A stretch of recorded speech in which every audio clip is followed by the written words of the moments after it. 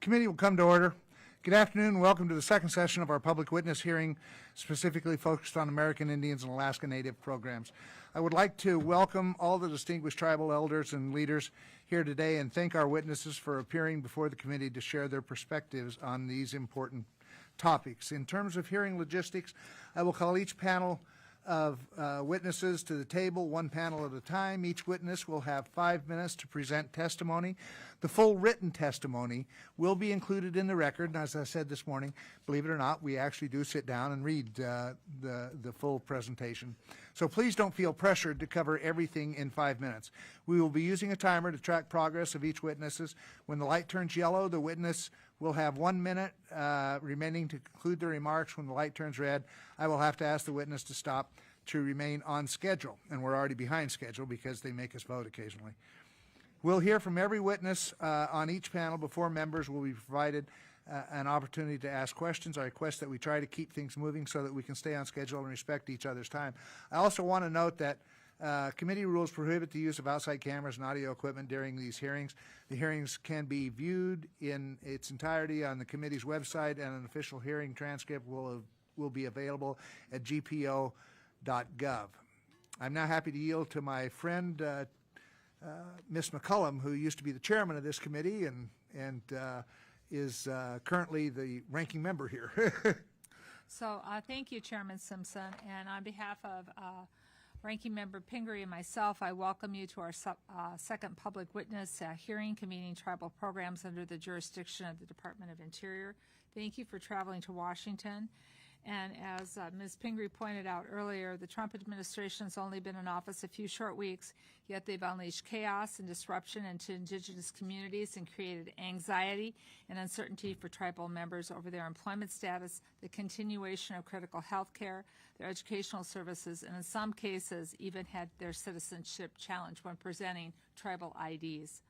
So I hope our witnesses today will use this hearing as an opportunity to sound the alarm, to make us hear clearly about what needs to be done.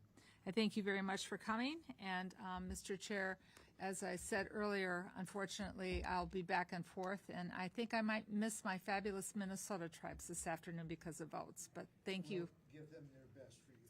Thank you. McWitch. Thank you. It's good to be here, and in a few moments, when we call the first panel, I'm going to have Congressman Zinke chair the committee. We're all in different committees and crazy things all across. So, and these are the Montana tribes, and this is my Montana representative. So, he'll chair this. But our first panel is Jeffrey, Harlan, and Ryan. Come on up.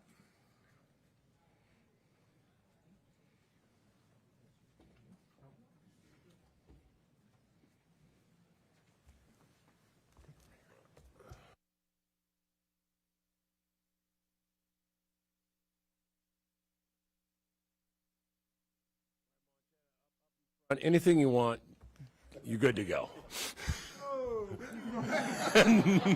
Thank you, Mr. Chairman.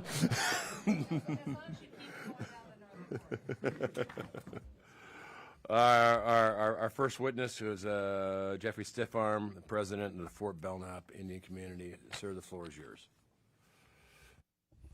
Well, good afternoon, everyone. And first of all, I'd like to thank the Appropriations Committee for allowing the Native American community to voice our concerns, and in particular Chairman Simpson, which I consider a close friend of mine. I met with him several times. He has helped with our issues quite a bit back at Fort Belknap, but right now, more importantly, I would like to thank Congressman Zinke for allowing us to be here. The help that you have. You know, you are adopted to our people back at Fort Belknap for what you did in the SEALs, and being a commander for one of our members that was murdered, and what you did for him. So we adopted it into the Assiniboine people back home at Fort Belknap, and I want to thank you for that. Thank you for all the help that you have provided Fort Belknap, but not just Fort Belknap, but in Indian country in general. We did a lot for our people back. Committee members here that are be listening to some of our testimony. from not just myself, but all our relatives here at the table that have issues, what's going on in Indian country and within the federal government. I'll start by introducing myself. My name is Jeffrey Stiffarm. I'm a member of the Awnee tribe from Fort Belknap. I'm home of the Awnee and the Nakota people. I've been sitting in this position. I'm on my 4th year as the president, but been on tribal council for 8 years, and experienced a lot of ups and downs in my years and as being a politician, so to speak. Prior to that, I was in law enforcement for 20 years, worked my way up to the ranks, all the way up to the chief of police, and that's where I saw a lot of hardships of our people. And basically, where the hardships come from is the lack of funding to the tribes, whether it's health care, whether it's public safety, whether it's courts. I think what's going on right now with this current administration, I agree with it a lot to, I guess, say, cut the fat a little bit. A lot of the money that's getting given over to the Bureau of Indian Affairs is not trickling down to the tribes.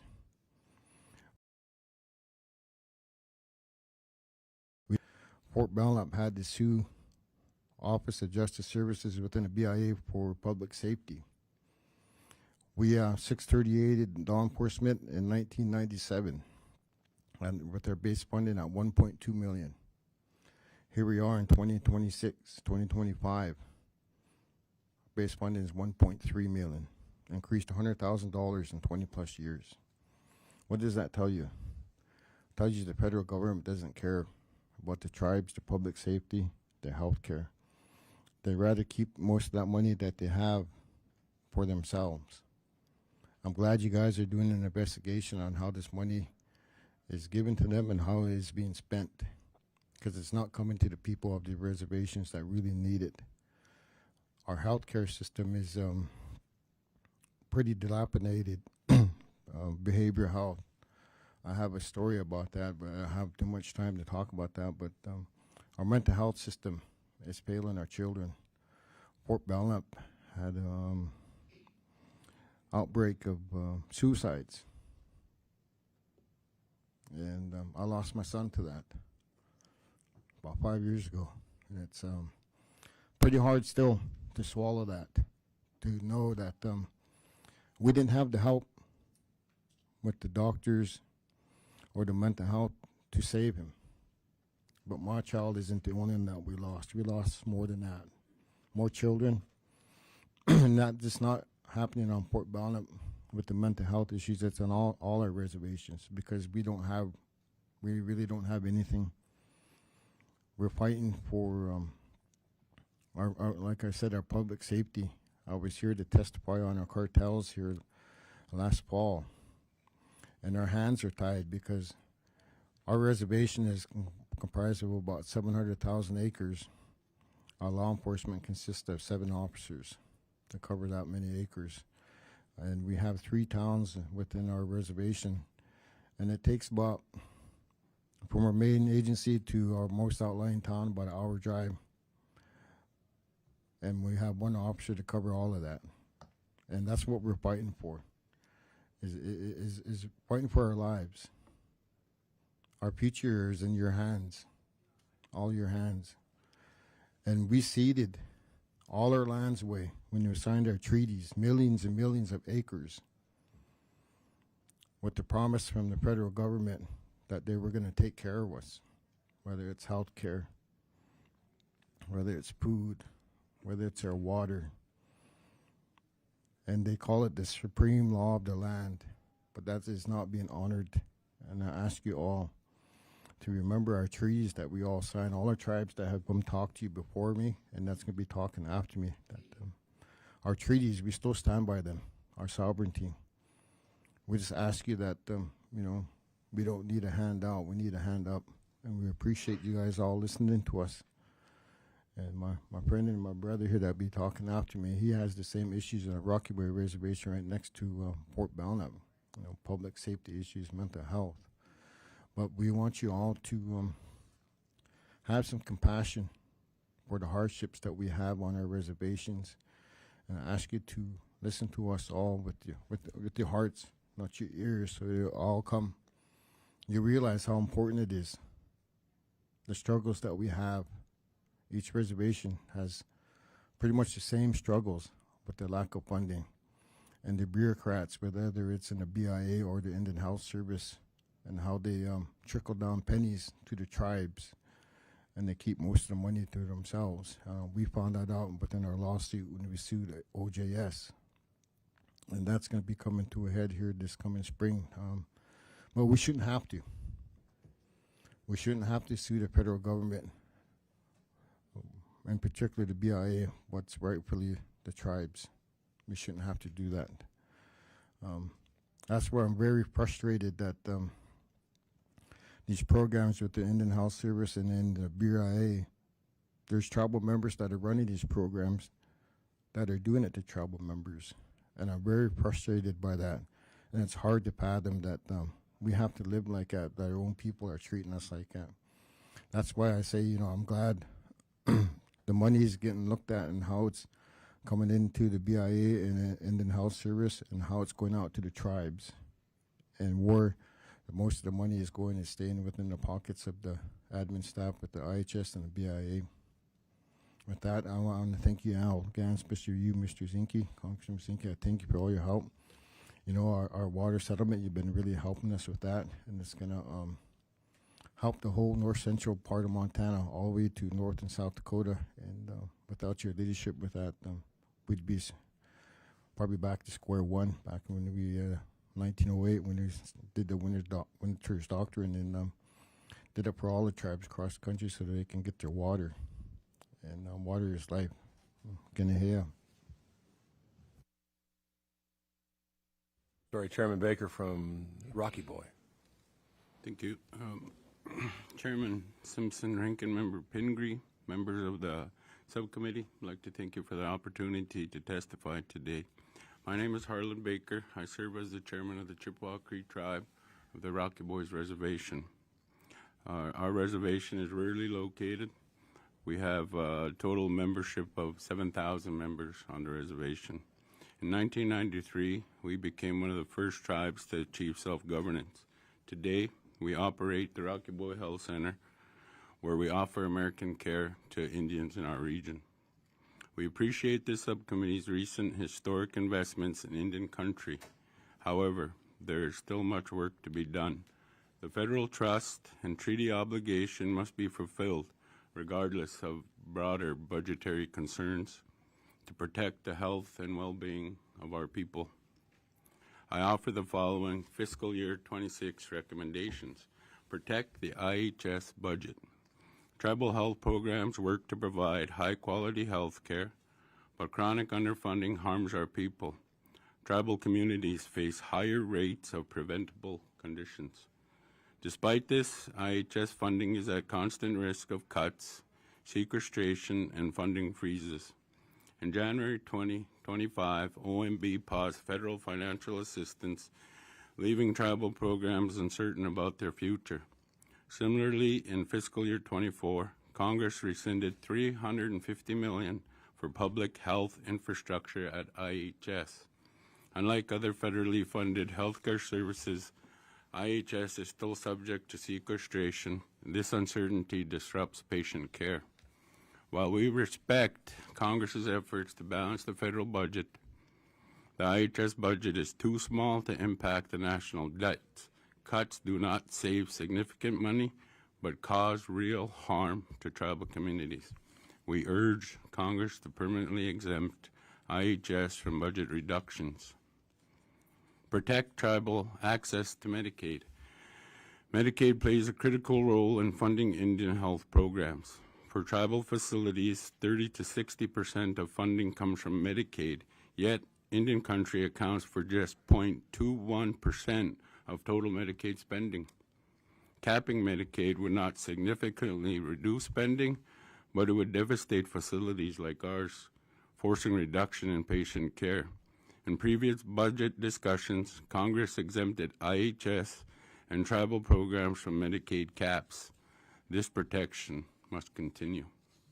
Continued support for advanced appropriations We thank you for your commitment to advance appropriations for IHS, particularly the expansion of the healthcare facilities construction, sanitation facilities construction for fiscal year 27.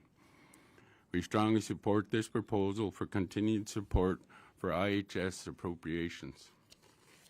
Behavioral health. The fentanyl and opioid crisis are devastating Indian country.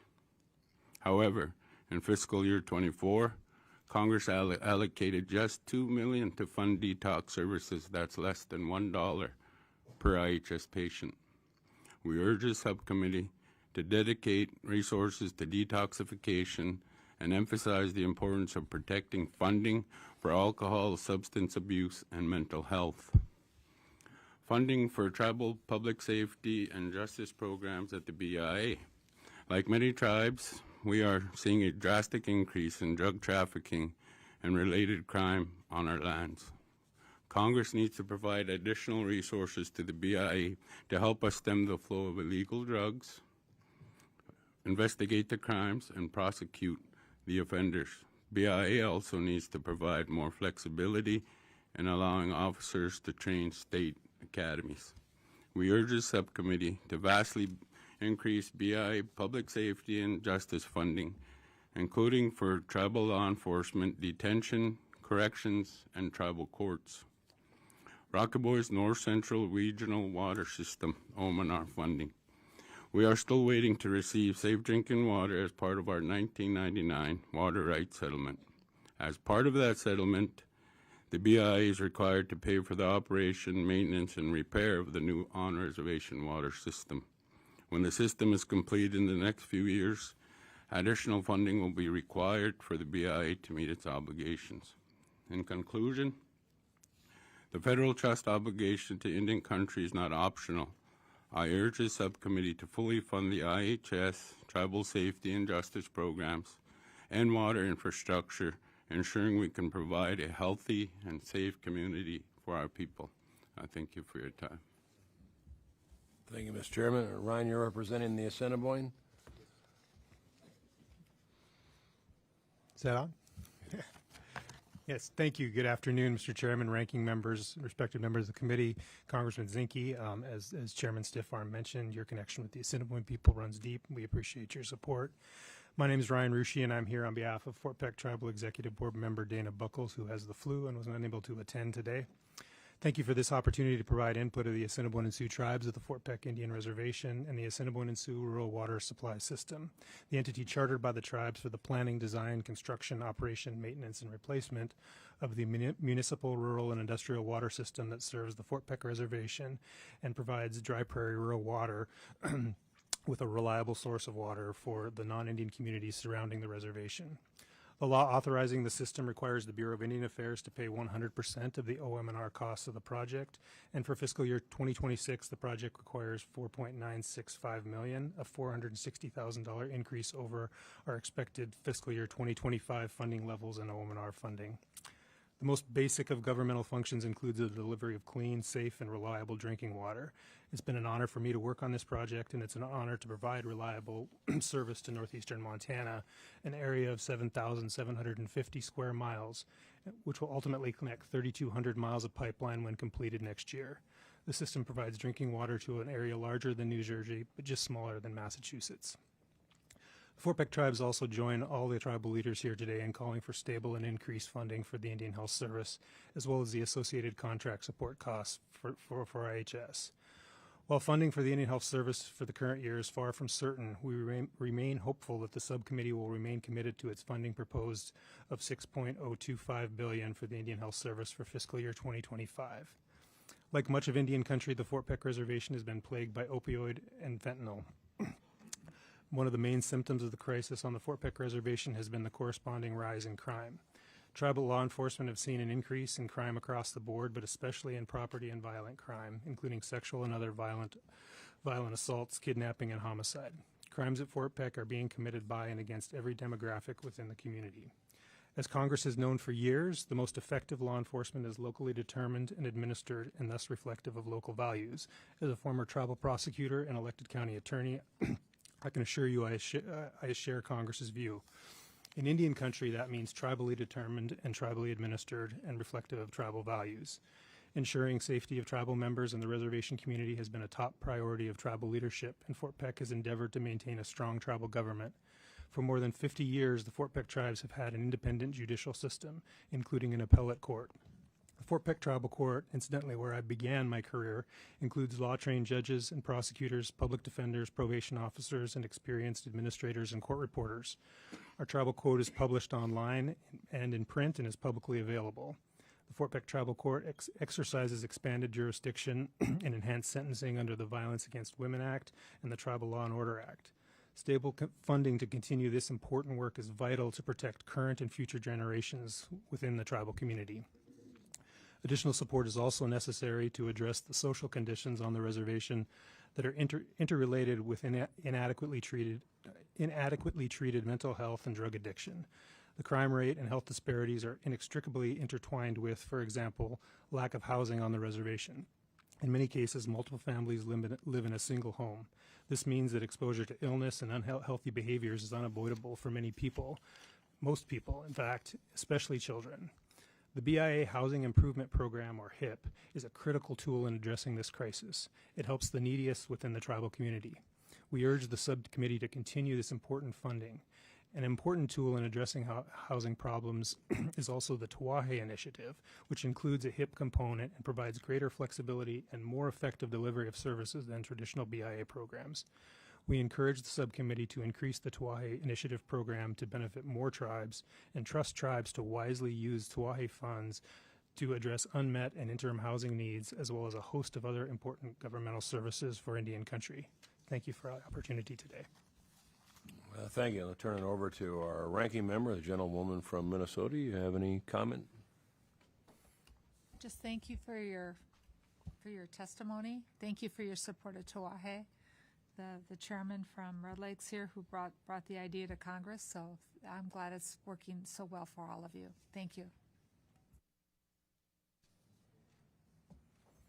No, I'd just like to say thanks, and on behalf of Montana, there's a lot of problems out there. It's a big state. Sometimes when you live in a smaller state, you don't realize the expanse of what it means to have 7 law enforcement officers in 700,000 acres. And the time by the time you call, it's already too late, and it's an hour and a half later, 2 hours, someone shows up. So I appreciate your travel, and of course, the Cinnabon, Wawanga, Intacha, I honor that. So, do you have any further comments? Anyone? All right, well, thank you, gentlemen.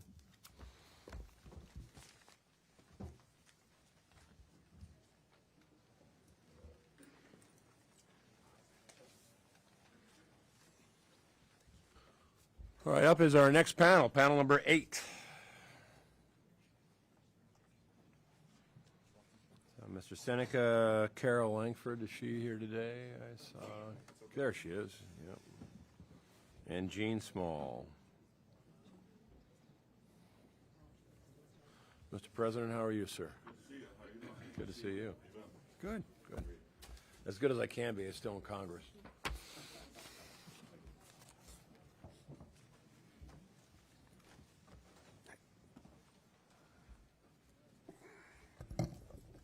Our next panel, panel number 8, and that would include, we'll go with Carol. You're up first, representing the Great Flathead Indian Reservation.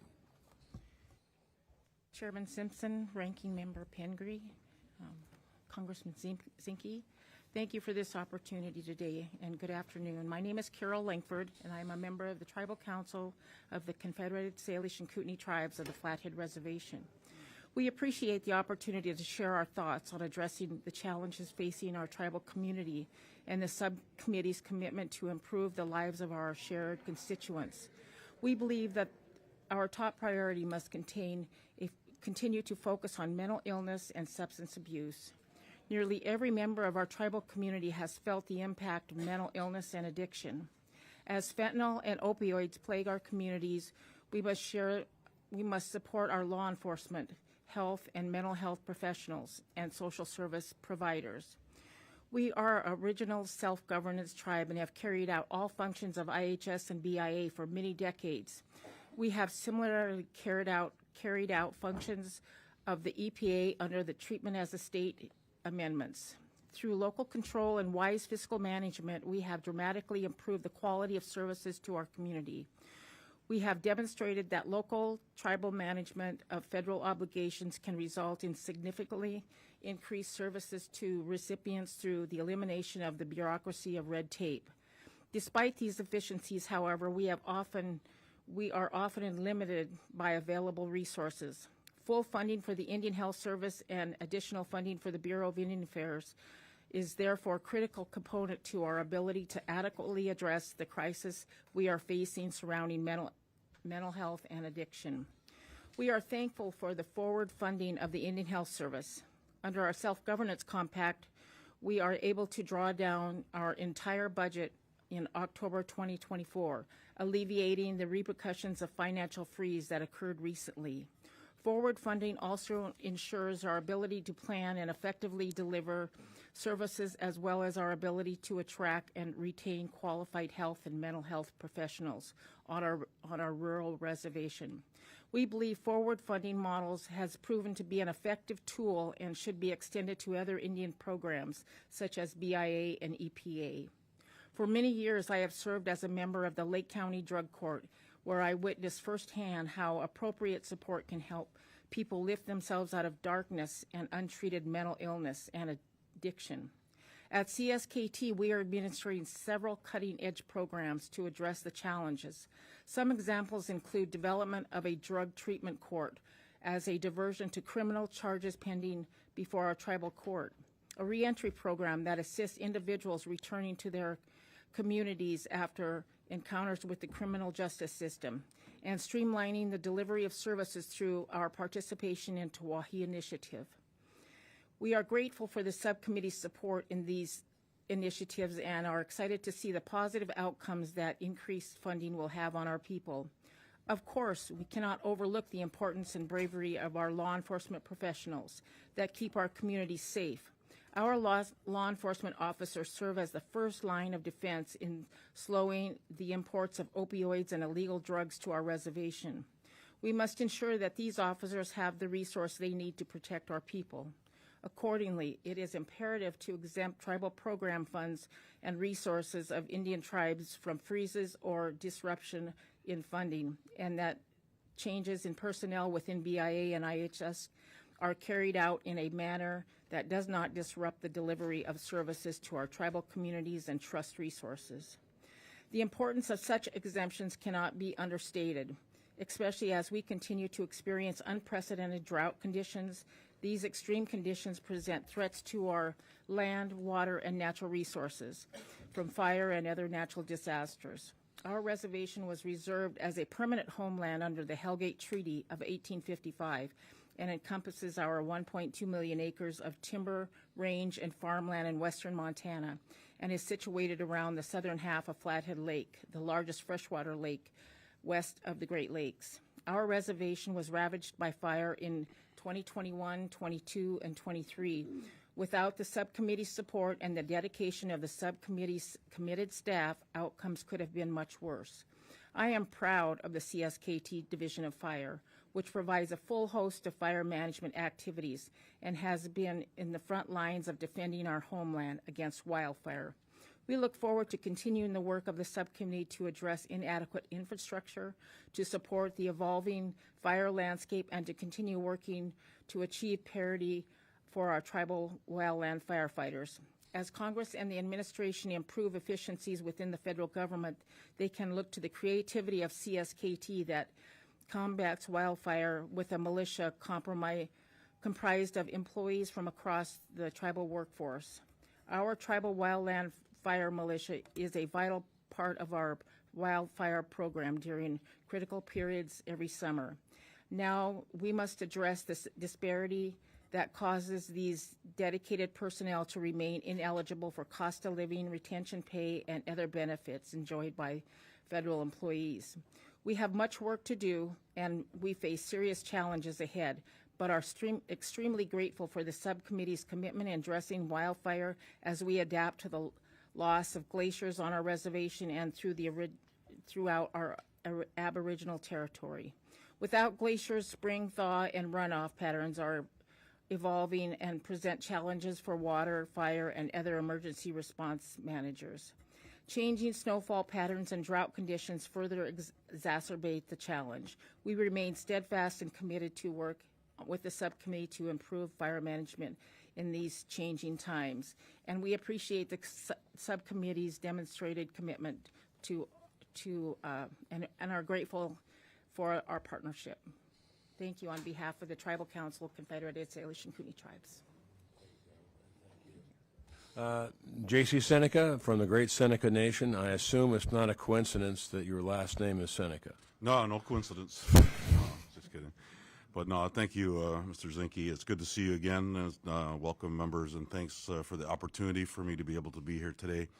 I represent not only our people currently in this generation, but also my ancestors that have walked before me. Today I'm wearing a shirt that is made from a nudie cloth from our treaty of 1794 with the United States that was established in peace and friendship with our nations. And, you know, every year we receive this cloth from the United States in regards to recognition of that treaty, and so that stays intact. And so a lot of what's going on in today's political world, I'd like just to remind the committee of the commitment of the Six Nations, of the Seneca Nation, and the United States in this treaty of 1794, that we should be undisturbed in regards to our friendship and peace, and then also the commitments on the trust and treaty obligations of the United States and the Six Nations in regards to all this hoopla that's going on in regards to funding and cutting, to make sure that it's understood that those things should stay intact in regards to the Seneca Nation and the Haudenosaunee. So thank you for that. Nyawescano, I'm thankful that you are well. On behalf of the Seneca Nation, thank you for inviting me to provide comments today. The Seneca Nation is a constitutional democracy and the largest of the historic Six Nations of the Haudenosaunee Confederacy. Our lands are located in what is now western New York State between Lake Erie and Seneca Lake. Our nations have been in a political relationship of peace and friendship with the United States since 1794, when we signed the Canandaigua Treaty. This treaty supported the United States at a critical time in your history and aligned our warriors with yours to defeat the British during the War of 1812. Your governing tradition as a nation of separate sovereign states was influenced by our Confederacy. Congress acknowledged this in 1988, and it is why the U.S. Constitution specifically recognizes Indian nations as separate sovereign governments. For this reason, it is important to note that we are not a racial group, we are not part of any diversity, equity, or inclusion program, nor are we any part of any environmental justice program. We are sovereign nations of indigenous people. Because of this status, the federal funds and programs and employees that benefit federally recognized Native nations should be exempt from any broad-based executive orders and workforce reductions. The Seneca Nation supports the goal of reducing the size of the federal government, but people making these decisions need to remember the federal government's foremost treaty and trust obligations to our nations. We ask that the committee provide clarification to the federal agencies within your jurisdiction that the federal funding and employees related to programs that benefit Indian nations fulfills the federal government's treaty and trust obligations and should not be cut. Like the United States, the Seneca Nation has our own border crisis. We are experiencing a drug epidemic, primarily fentanyl, methamphetamine, which is killing our people at unprecedented rates. This epidemic is a result of non-Indian drug dealers who freely come into our territories and use them for strategic access to New York City. We share a border with the state of Pennsylvania and are in close proximity to the Canadian border. Drug cartels and dealers target our lands because of jurisdictional complexities and the lack of law enforcement resources. Drug dealers also target Seneca women, turn them to addiction and prostitution, and force them into pregnancies to cement their access to our land. Nation presidents, including myself, have issued executive orders to banish these people from our territories. Our own people have joined the effort, including a community group called the Seneca Mothers Against Drug Dealers, or SMAD, S-M-A-D-D. In addition to the drug epidemic, we have an influx of non-Indian homeless people coming into our territories. Over the nation's objection, Congress gave New York State criminal jurisdiction over our lands in 1948. But the federal government also retained its own criminal jurisdiction. As a result, the state views its law enforcement obligations to us as discretionary and not mandatory. And the federal government says it has limited resources and competing interests, which results in minimal attention to our problems. We need funding from the BIA to continue to support our own law enforcement efforts. We also need federal government to support interdiction efforts in Western New York and help us close our borders to the illicit drug trafficking. I also want to remind the committee of how important EPA funding is to Indian nations who rely on the agency's programs to monitor and protect our waters and land. Our people live downstream from a federal nuclear waste repository at West Valley. We also live in downstream from the city of Olean that regularly dumps raw sewage into our Allegheny River, and we suffer from long-standing contamination from the railways that go through our lands. For the Seneca Nation, EPA's Tribal Clean Water Act Section 106 program and the Brownfields Land Revitalization Program are vital for the monitoring and cleaning up pollution in our waters and land. We know that President Trump and his Department of Government Efficiency are wanting to drastically reduce the size of federal government, and that the EPA is one of those agencies they want to reduce. If the committee is looking to provide the EPA with some guidance on how to streamline programs and funding, we encourage you to direct the EPA to look at the Indian Self-Determination and Education Assistance Act, commonly referred to Public Law 638 and Public Law 102-477, commonly known as 477 program. Both of these laws allow Native nations to coordinate and consolidate federal funding, provide more flexibility, and reduce administrative burdens. The Seneca Nation utilizes approximately 6 different programs at the EPA, and streamlining the process through self-governance at EPA would help our governments and yours. Lastly, it is important that Congress continue to fully fund Section 105L leases. We worry that in this environment of government reduction and efficiency, funding for Native nations will be ignored or cut. We appreciate the committee's continued work to ensure that this legal obligation is fully met each fiscal year, and we continue to ask this committee to help us advocate for Section 105L lease funding to become mandatory spending. The Seneca Nation has such a lease with the Indian Health Service, and we rely on that funding to help maintain our health facility. I want to thank you for your time and attention today, and I appreciate the opportunity to be here before this committee. Yahweh. Thank you, Mr. President. And now we'll turn to President Small from the great nation, the Cheyenne, Northern Cheyenne.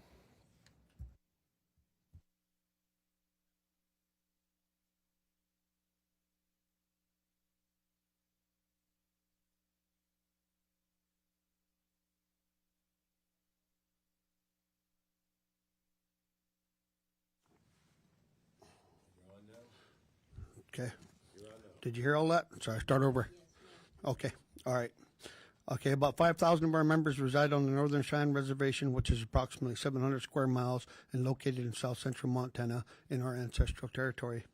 Thank you for the opportunity to testify today in order to bring congressional attention to the law and order crisis plaguing our reservation and to suggest specific solutions to our committee can help put into action. You, as Congress, have the power to help fix the dangerous situation our people are enduring every day due to the insufficient federal law enforcement personnel and no functioning jail on our reservation. My testimony is focused on the lack of law enforcement and detention services, which the Bureau of Indian Affairs Office of Justice Services, or BIA-OJS, is legally obligated to provide on behalf of the United States. Our ask is straightforward. 1, the tribe needs $35 million for BIA to build a replacement adult detention center on our reservation, and 2, the tribe needs to increase of at least 20% in funding for BIA-OJS law enforcement services to recruit, hire, and retain more well-trained uniformed police officers. The public safety of our rural reservation is at an all-time low due to the underfunded law enforcement services and infrastructure currently being provided by BIA-OJS. Crime levels in our tribal communities have skyrocketed at least 800% over the past dozen or so years since BIA closed our on-reservation jail, and the number of officers dropped by half. Violent crime, property crime, drug trafficking, gun violence, human trafficking, murder, and missing Indigenous individuals. This is the reality our tribal families, children, and elders are living with. And it's not a coincidence. BIA OGS is falling down on the job and failing to fulfill the United States fiduciary duty under treaty and federal statutes to provide adequate law enforcement and detention services. When tribal members call 911 to report crimes, BIA OGS do not show up at all or arrive much too late. On the occasion when the officers do detain a suspect, they call the BIA contracted jail a full hour away from the reservation to find out if there is room to book someone. If there is no room in the jail, BIA OGS officers will unarrest the suspect and simply let them go. Just this past fall, an 8-year-old child was shot and killed in the crossfire of a drug-related incident. A few weeks earlier, BIA OGS received a call for service regarding discharge of a firearm at that same residence, but officers failed to respond. If officers had responded appropriately to their prior lesser offense, this terrible loss of a child's life might not have occurred.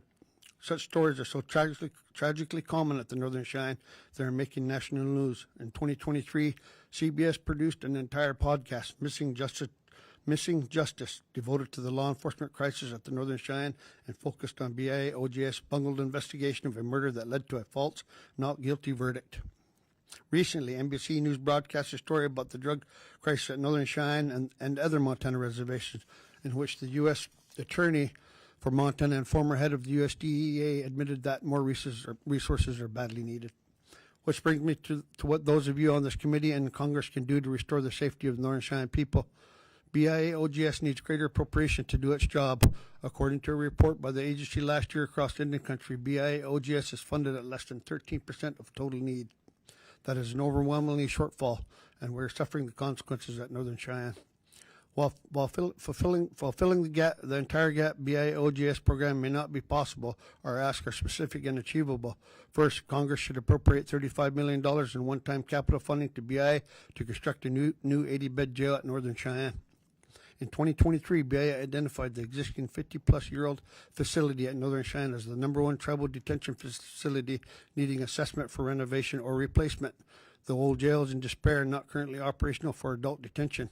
A fully functional on-reservation jail would enable officers to focus on getting criminals off the streets and keep officers on patrol rather than spending hours transporting detainees to and from the distant contracted facility, which itself is understaffed, overcrowded, and only partially operational. The recently completed BIA assessment found construction of a new jail on reservation rather than renovation of the old jail is the most cost-effective option. $35 million will allow BIA OGS to build a new 80-bed jail at Northern Cheyenne, which will substantially help address the crisis we are facing. Second, funding for the BIA OGS Northern Cheyenne agency must increase by at least 20% in order to bring staffing up to the level necessary to effectively deter and intercede in the astronomical crime rates plaguing our people. We need more boots on the ground, and we need them to stick around and invest in protecting our Northern Cheyenne communities. While the tribe is aware of the funding pressures that the subcommittee is operating under regarding the contract support cost and 105L leases accounts, we urge that these measures be designated as mandatory spending to provide headroom for the committee as it balances funding priorities for other critical programs funded by the bill. And again, I'd like to thank you for allowing me to testify. I plead with you to act so no more Cheyenne lives will be lost. I'll turn it over to our ranking member for any questions from the great state of Maine. Thank you so much, and I apologize for coming in late. We're all in so many different meetings today, but really appreciate your testimony, and thank you so much for bringing up the challenges you're facing on law enforcement. It's something we're just so inadequate at meeting the need, and the way you describe it is staggering. The idea that a child's life could have been saved, perhaps, if there was sufficient law enforcement and the lack of detention facilities. I hope we can do more this year to help with that. It really is a serious problem everywhere, but your need sounds devastating. And thank you, too. I heard some or most of your testimony, but certainly appreciate the part about the importance of the EPA, which is also funded through this committee, and the role it plays in overseeing the environmental protection in tribal lands. That's one of those things we just have to make sure isn't cut. And right now we are already seeing cuts that have been made, whether it's personnel loss or funding cuts. So it's something I'm really dedicated to making sure we get fixed. And sorry to miss your testimony, but I will have a chance to read about it. But thank you all so much for being with us today. And from prevailing themes, I think testimony after testimony after testimony talks about funding and make sure we exempt Indian Territory from cuts in IHS or BIA or EPA, mostly along the lines of maintaining our treaty responsibility. You were a lot different. And Secretary Burgum's statement is, you're not DIA, you're sovereign nations. And then review the law enforcement, and maybe it's time to look at the formula. When I know they had a DOJ program a few years ago, there was a lot of emphasis on that, and a lot of tribes transferred over the DOJ program. That program lasted only for a few years, and then all of a sudden, that the formula and calculation of how much is required, and also take a look at what we face now is different than what we faced 20 years ago, and certainly we can figure out jurisdiction. So the advantage goes to law enforcement and not those who are breaking the law. Because if there's a jurisdiction problem, I guarantee you they know, probably more than our law enforcement. And although the last point is, although we've talked about it a lot and there's renewed emphasis on missing indigenous, women, I haven't seen or heard of a lot of improvement. When I was secretary, we had a task force that we brought together for that specific purpose, in coordination with the tribes. I thought that was effective. New secretary and new administration did not prioritize it. I'm hoping that the new administration will prioritize that again. It's helpful to get the word out that indigenous women should be a protected, class of citizens and not abused, because the abuse is terrific. So I appreciate you being here. Is there anything else you'd like to say in testimony? I just believe that more funding for the murdered and missing Indigenous women would be helpful. I know that's kind of like an unfunded mandate to, that was put out there, but then there wasn't much funding to go along with it. So, Okay. Thank you. Well, again, thank you on the bottom of my heart, and I appreciate you coming all the way to Washington, D.C. You bet. Mr. Chairman? And again, before I leave, Montana tribes, anything you want, just let me know. And Seneca, we'll include you in that as well.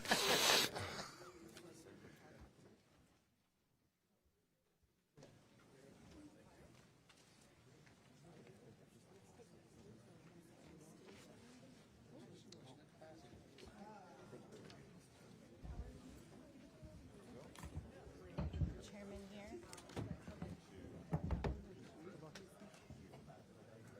So just so that you know.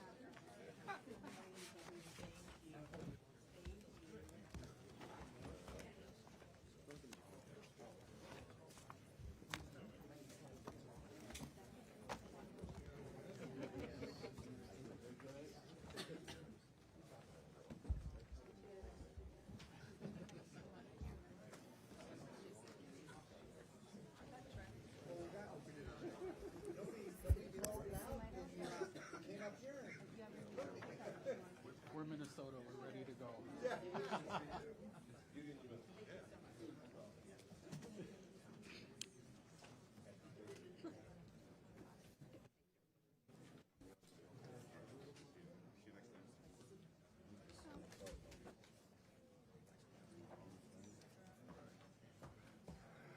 Okay.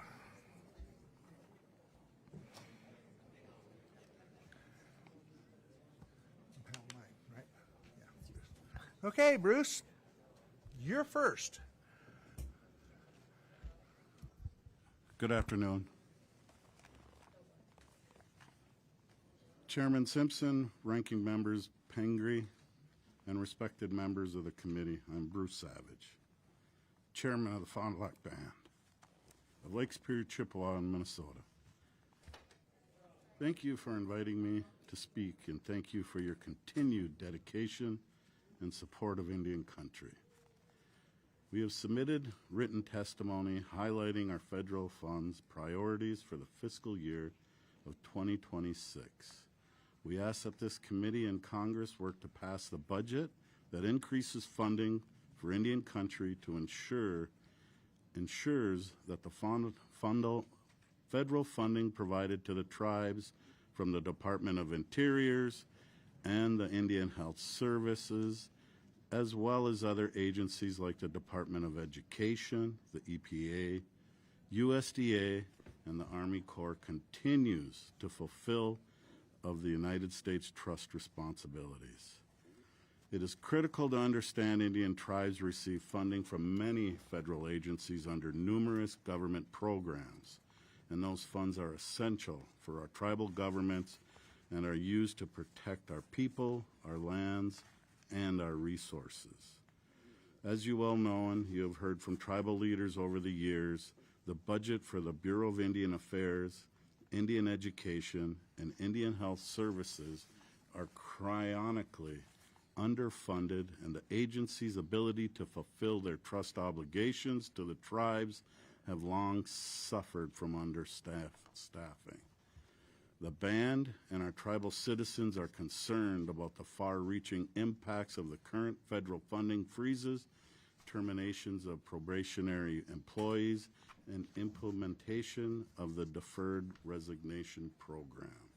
It is our understanding the Bureau of Indian Affairs and Bureau of Indian Education have already lost approximately 200 probationary employees.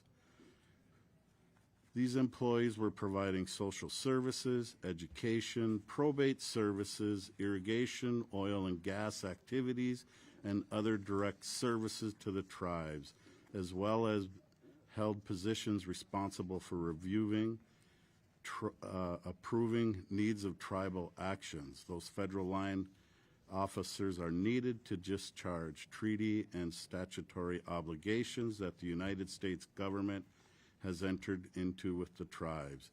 Indeed, given the unique relationship that we have with the United States, we are still forced to rely on federal employees to process approvals for a wide variety of things that allow us to function and operate, like rights-of-ways, agreements, leases, contracts, ordinances, funding agreements, and more. We are already negatively impacted by the federal freeze on funding. Last year, through the BIA Transportation Program, we submitted 2 grant applications to repair 2 bridges within our reservation that provides access to our tribal members to reach their homes, their places of work, as well as support our economic development enterprises.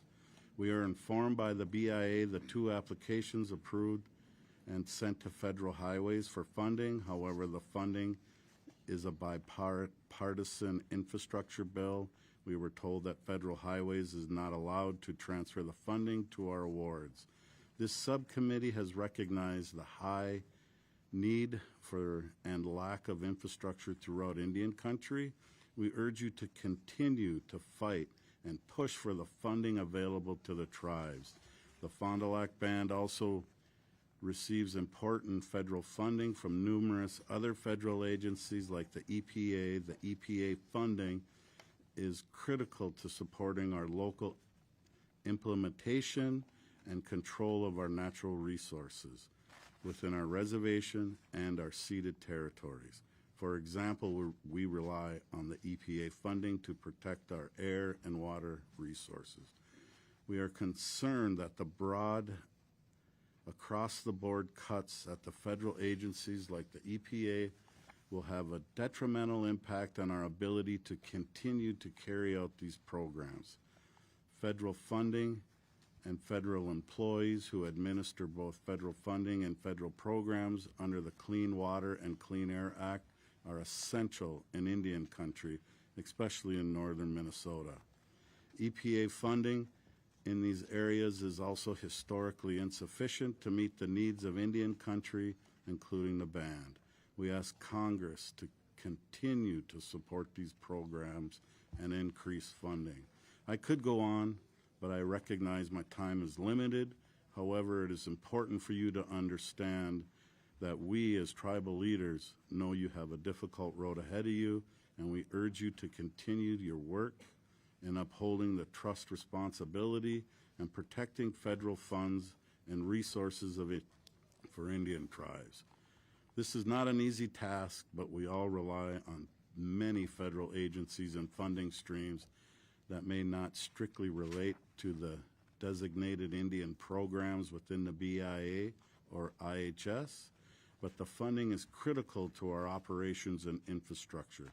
We urge you to continue your hard work in identifying these fund streams and protecting them, both as you continue to work for the current budget for fiscal year 2025 and begin on fiscal year 2026. I would be happy to answer any questions. Miigwech. Thank you, Bruce. Appreciate it. Darrell, you're next. Okay. Is that on? Can you go? Can you hear me? Okay. 아니, 보시오. So now basically the Seneca Nation, we can see in do them. You do bashing, mom's call coming, Saigoning, me in the share. Give me great training, no good man to make you because I keep it on. She got no in a go. Jimmy my decision and Shinabe and Timmy Squaw coming Saigoning. Me guys a good square and Jiboy. Now I shall speak in my second language. Good afternoon to all of our friends here, Chair Simpson and the rest of the House Appropriations Subcommittee. I am Darrell Seekey, Senior Chairman of Red Lake Nation. Chimigwech for this opportunity to testify today. This is my third term as chairman. I am proud to say the subcommittee has always worked in bipartisan manner to do the best they can for Indian country. I believe all of you to continue this tradition.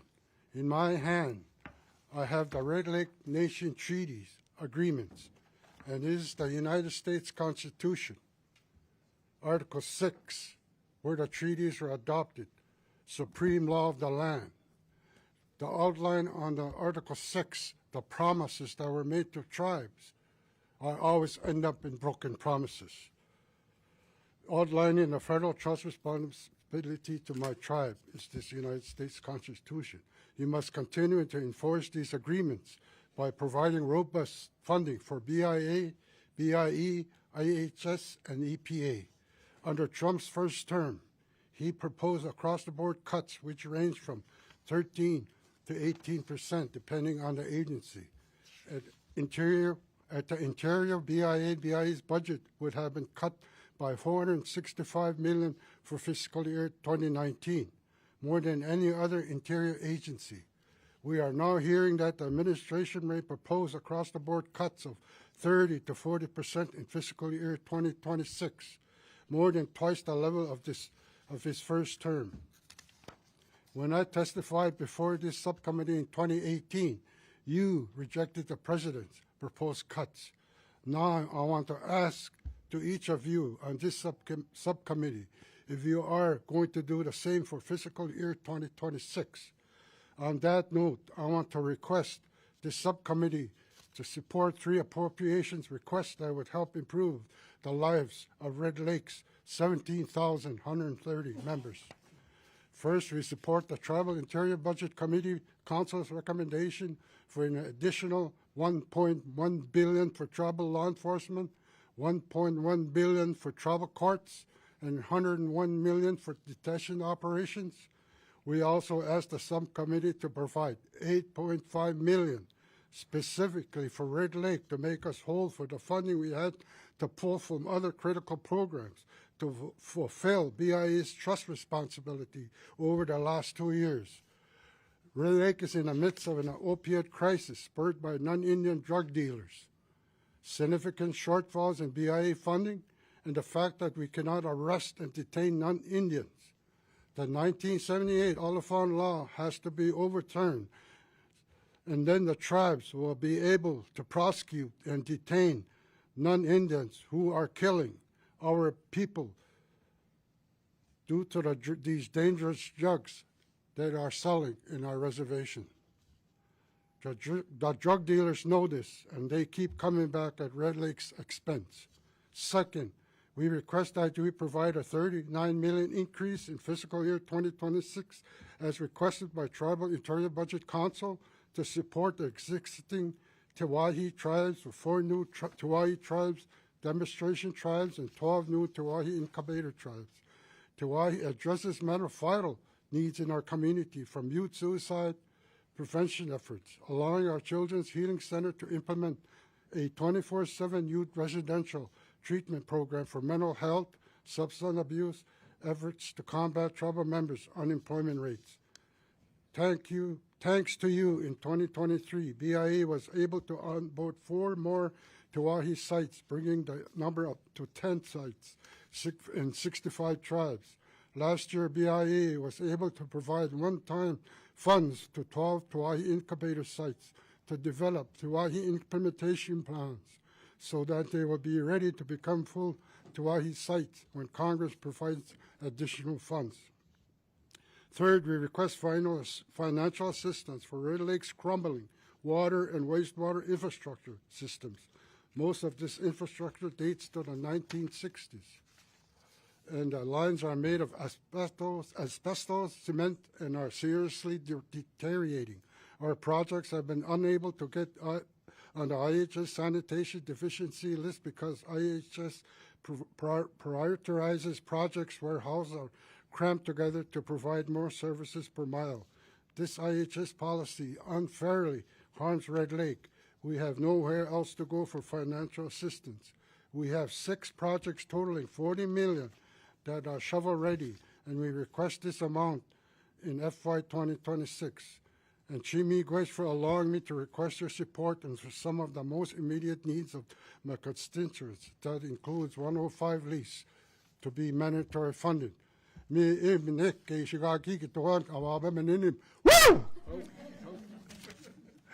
Thank you. Leonard, you're next.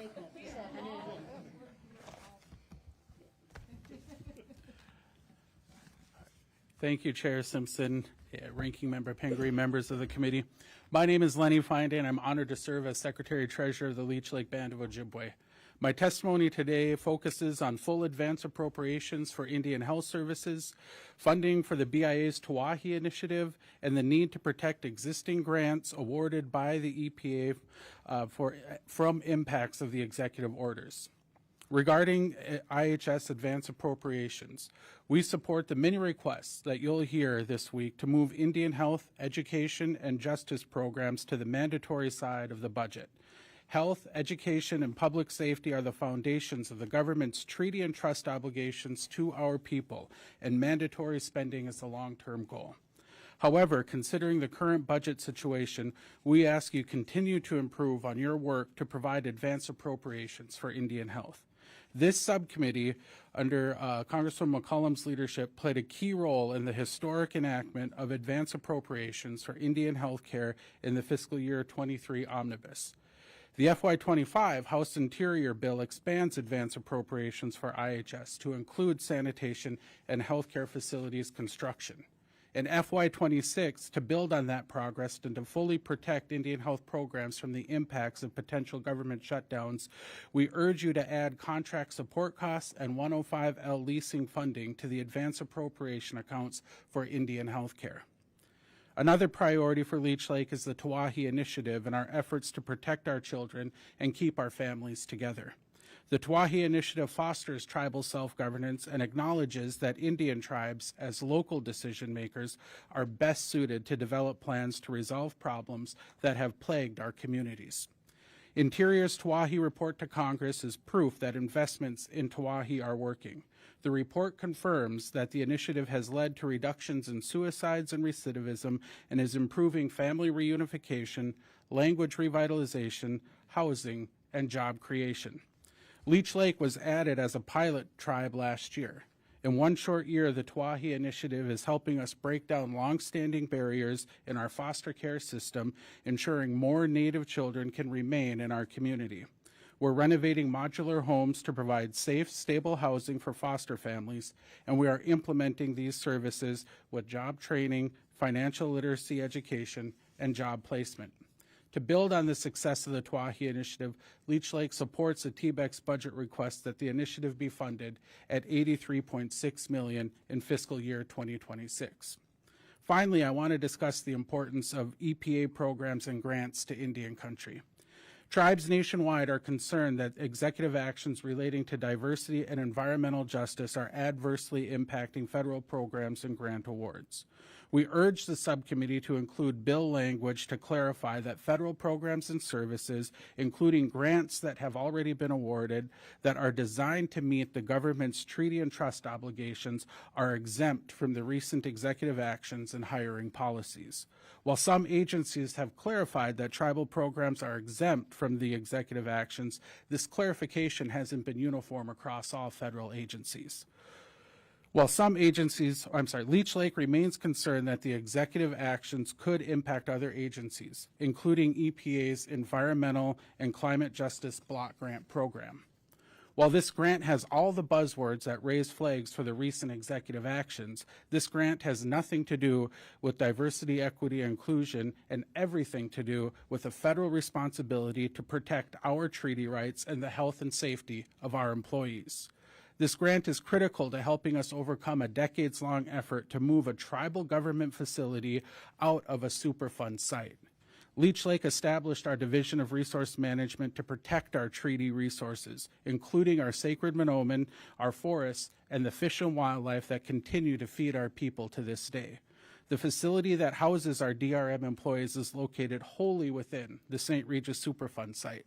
Employees are exposed to contaminated soil and water every day. Despite the importance of this grant, we remain concerned that it's wrongly getting caught up in the executive actions. I could spend hours talking about the need to remove the source of this contamination and the plague of the St. Regis Superfund site on our community, but I know that my time is short, so I'll close with this. As someone who grew up skeptical of government actions and overreach, I'm strongly committed to efficiency and accountability. Given the federal obligation to tribes and the many federal programs that serve tribes, I believe that all tribes share in this commitment to accountability.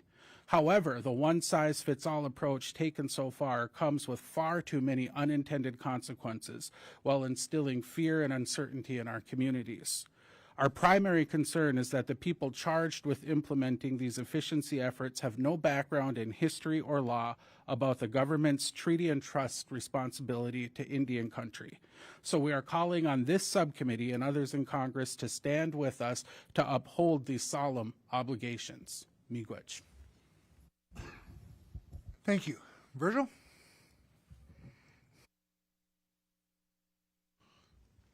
I'm going to try to get every second out of that clock. No, I'm just kidding. Good afternoon, Chairman Simpson, Ranking Member Pingree, and McCollum. My name is Virgil Wind, and I am honored to serve as the Chief Executive of the Mille Lacs Band of Ojibwe, a federally recognized Indian tribe located in central Minnesota. I come before you today carrying the voices of my people. Mille Lacs is a sovereign nation with more than 5,000 band members, and we provide jobs and services that support thousands more across Minnesota. Band members and non-band members alike benefit when we do better, and we have and we will continue to be good neighbors. Like all tribal nations, we stand on the promises made in our treaties, promises that must be upheld. I am not here simply seeking money. I'm here seeking longer, healthier, better lives for my people.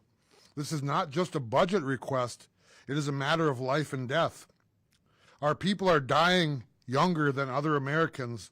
Our elders, the ones who carry our language, who carry our traditions, who carry our history, are being taken from us far too soon. Families are burying loved ones because they couldn't get the care they needed. This isn't just statistics. It's names, it's faces, it's voices that should still be here today. When thinking about life expectancy of a Native American male across the United States, 65.2 years, right? My life is over halfway over. That compared to our non-native counterparts of 76.4 years, it's 11 years difference. This is a tragedy that is preventable. We can make a difference. While we have many diverse needs, I'm here today seeking the support of 5 key issues. First, we need full funding for the Bureau of Indian Affairs, Bureau of Indian Education, and Indian Health Services. This is not just a budget request. It is a call to honor the federal government's trust responsibility. Tribal programs are already underfunded. Our people face some of the worst health disparities in the country, higher rates of diabetes, heart disease, and preventable deaths. And yet, just to put something in perspective, the federal government spends nearly twice as much on health care for people that are incarcerated than we spend on our Native Americans. Roughly $3,600 goes to a Native American compared to over $9,000 for somebody that's incarcerated. Back to IHS, the Great Lakes IHS region, the one that serves my people, it is the lowest funded IHS region in the country. That has to change. If we want to reduce government spending in the long run, then invest in our health now. Healthy people contribute to their communities. They work, they thrive, they pass on knowledge, they pass on culture to the next generation. Second, I urge you to continue supporting advanced appropriations. Every year, our communities are left wondering whether or not Congress will pass a budget, will services be cut off, will health care be disrupted. Other federal agencies get advanced appropriations so that they can keep operating when there are delays. We need that same stability for IHS. Healthcare is not something that can just pause. People's lives are on the line. Third, we need increased funding for tribal law enforcement. Our Mille Lacs tribal police keep our communities safe, fighting against drugs, violence, and human trafficking, but the funding from the Department of Interior covers less than 3% of our law enforcement budget. Our annual budget is over $6 million, and we receive less than 3% funding from the Department of Interior. In fact, $181,441 is all we receive through self-governance. This is not anywhere near the funding we need. Fourth, we support the funding requests of the Great Lakes Indian Fish and Wildlife Commission. Our people have cared for the lands and waters of the Great Lakes for centuries, and we continue to practice our treaty rights today. Fishing, hunting, and gathering are the traditions that make us who we are as a people. We support the fair share of no less than $50.79 million for the rights protection implementation and at least $368 million for the Great Lakes Restorative Initiative, with no less than 5% set aside for tribal programs. And finally, we ask that you encourage your colleagues to continue funding the Treasury's Office of Tribal and Native Affairs.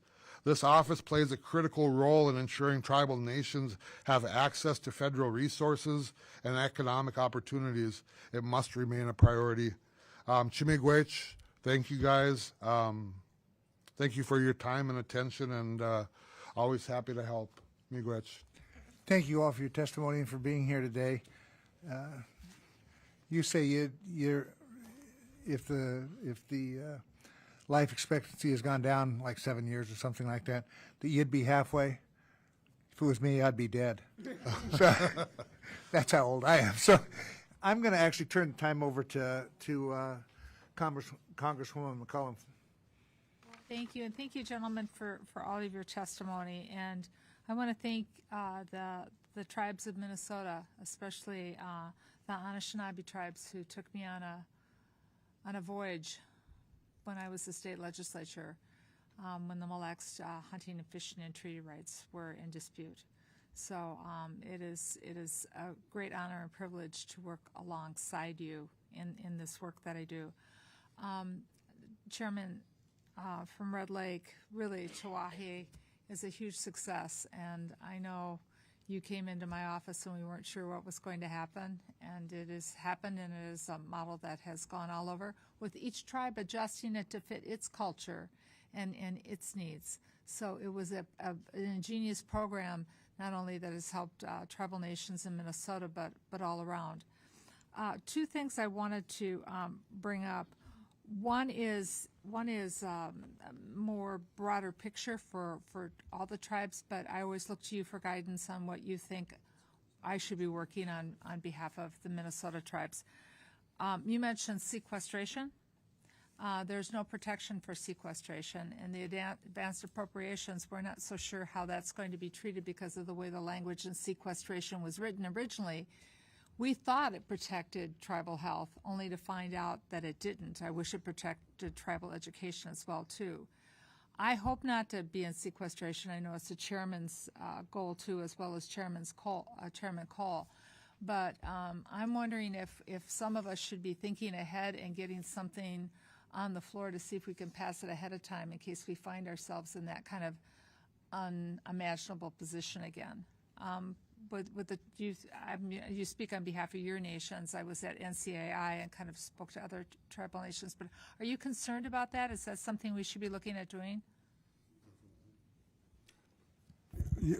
Certainly, that's what needs to be done for Indian country for this help, for help IHS. Because there's always funds needed because when it trickles down to a service unit, all they get is crumbs. We need more health care for our people. Instead of we have our own health care in our tribe, but we got to use our health care to cover for IHS, the shortfalls. Okay. We need more doctors, nurses, dentists. We're not funded enough. So you guys got to do the right thing because of the treaties, trust responsibility, all categories they all spoke about. Okay. Before us, and now, all the ones that I spoke, you guys got to do the right thing. Miigwech. Yes. The other item, and it's kind of a Minnesota specific thing, and I might need your help on this, Chairman, because I had to go in front of the Biden administration with my brothers and sisters from the tribal organizations, the 4 walls. So, which is very unique in Minnesota, and that allows the tribal nations to use some of their funding, very little of it, but they use it wisely, to be able to go out in the community and talk about health care, talk about mental health, talk about substance abuse, talk about treatment. But that you have to have like a carve out or permission to do that. And I'm concerned about this administration seeing how well that's worked.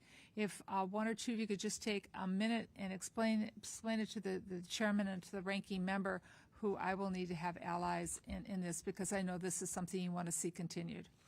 Yes, thank you, Congresswoman McCollum. And the issue of 4 walls relates to statutory definition within the Social Security Act of clinic services for Medicaid reimbursement that tribes receive. This is an example of IHS underfunding and tribes being innovative in the way that we're providing health care to our people by seeking reimbursement from CMS. In 2016, CMS issued a bulletin that said that all clinic services must be provided within the 4 walls of a clinic, which is part of the statutory definition of clinic services. The way that CMS had been operating for at least 2 decades prior to that was that they allowed tribes to bill for these services outside the 4 walls of a clinic.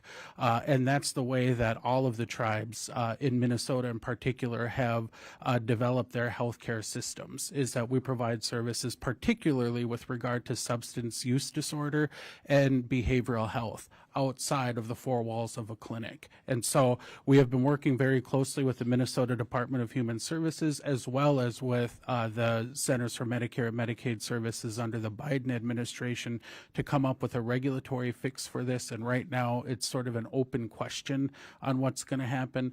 I know that Minnesota DHS had some Medicaid state plan amendments that they had gotten into CMS right at the last minute in December. I'm not 100% 100% sure if those have been signed off on yet. The last that I had heard was that they didn't get signed off on before January 20th, and everything was on hold until new leadership got in at CMS. And so we're still kind of in limbo on that. And so we will probably be looking for some clarification on clinic services that will allow the tribes in Minnesota to continue to get those reimbursements. Miigwech. So thank you. So, Mr. Chairman, Ranking Member, working with the Native American Caucus, I might be looking to do a letter. This also could be a model that could save lives as well as more efficient use of healthcare dollars in tribal nations. But we're concerned about that moving forward. So thank you all for your mentorship. And you'll let me know if I'm not doing it right. I know that. So I just want to recognize you for what you do. And I want to piggyback on what he's talking about CMS and the third-party collections we do. But it seems like every time the tribe is doing something good for them, for their people, it's taken away. That's what happens. We're doing good with these 4 walls, doing the collections, the shortfalls that are needed. It helps tribes. Now it's working. Now they want to take it away. I ask you guys again, do the right thing. Be good.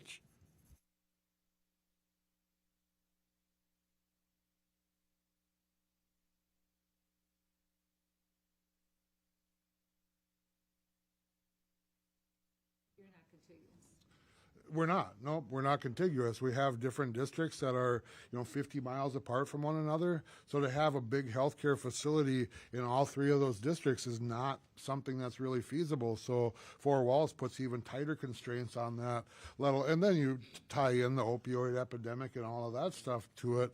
And what does that outreach really look like when you're segmented? You know what I mean? So it just makes it even more difficult to be able to provide those services. Congrats. We're located near Duluth, Minnesota, and all of these tribes we service at our clinics too, and offer those same possibilities to participate in these programmings for all federally recognized Native people that live within the Western Great Lakes region. Yeah, thank you. Thank you all for your testimony. We're always pleased that Representative McCollum is on this committee and has chaired this committee because she's the true Minnesotan. But I'd just like to remind everyone I was born in Minnesota, Yashri Betcha, and my family has a lake home in Glen, Minnesota, and so I have visited with the Mille Lacs Band before, and I'm looking forward to taking my grandchildren to the museum and gift shop that you have, because it's a great little spot. But also very supportive of all the things you've talked about today, and thank you for reinforcing one of the most difficult things that is underfunded, and that is the law enforcement and the huge impact it has. And every year the statistics get somewhat worse and more staggering, and I really think we, in spite of all the huge pressures we're going to have this year and trying to figure out how to make sure this budget goes through, this funding bill goes through, but just getting those numbers up is really important. And, of course, the health measures as well, really just awful the way it continues to get worse. And I just want to reinforce, a couple of you mentioned funding that's been blocked. I think you had a couple of transportation projects you brought up, and I don't know if Representative McCollum was in the room when that happened, but I think we're all trying to keep our eye out for those places where there is a block, and make sure you continue to keep us informed about if the funding comes through. We've been told some of it's going to be released, and you also mentioned that I think it's a climate justice grant that you're trying to use for a Superfund site. It's the second time I talked to a tribe about that today. The other one was really a land purchase, so it's not. These buzzwords, unfortunately, are endangering a lot of programs, but many of us feel this was money that was appropriated, authorized by Congress. It shouldn't be blocked. Yeah, and these are contracts with the government. So continue to keep us informed about it, because we're going to be fighting to make sure that money eventually goes through. It's hard enough to get enough money through the BIA and BIE, but then you get these other grants through the EPA and other, HHS. They're all...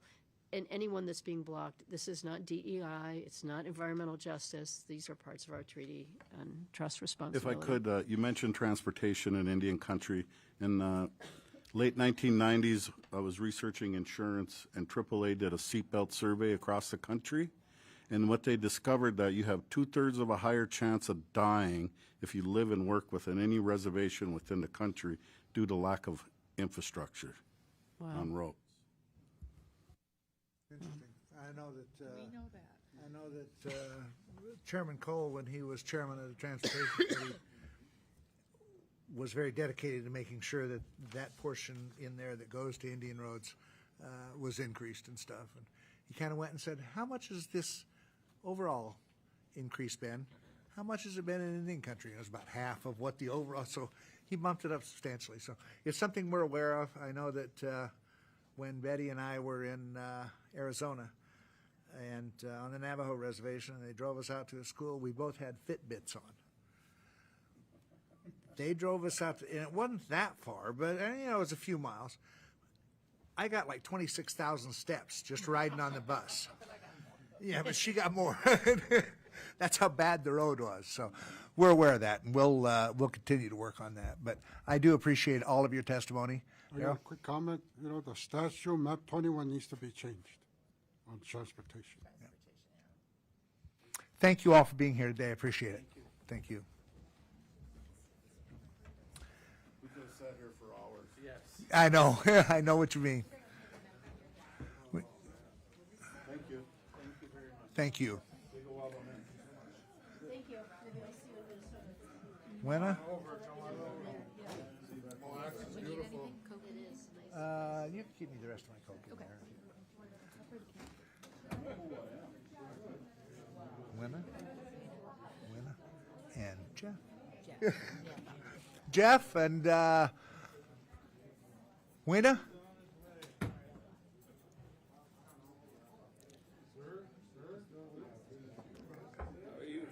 You must be Jeff. Yes. Okay.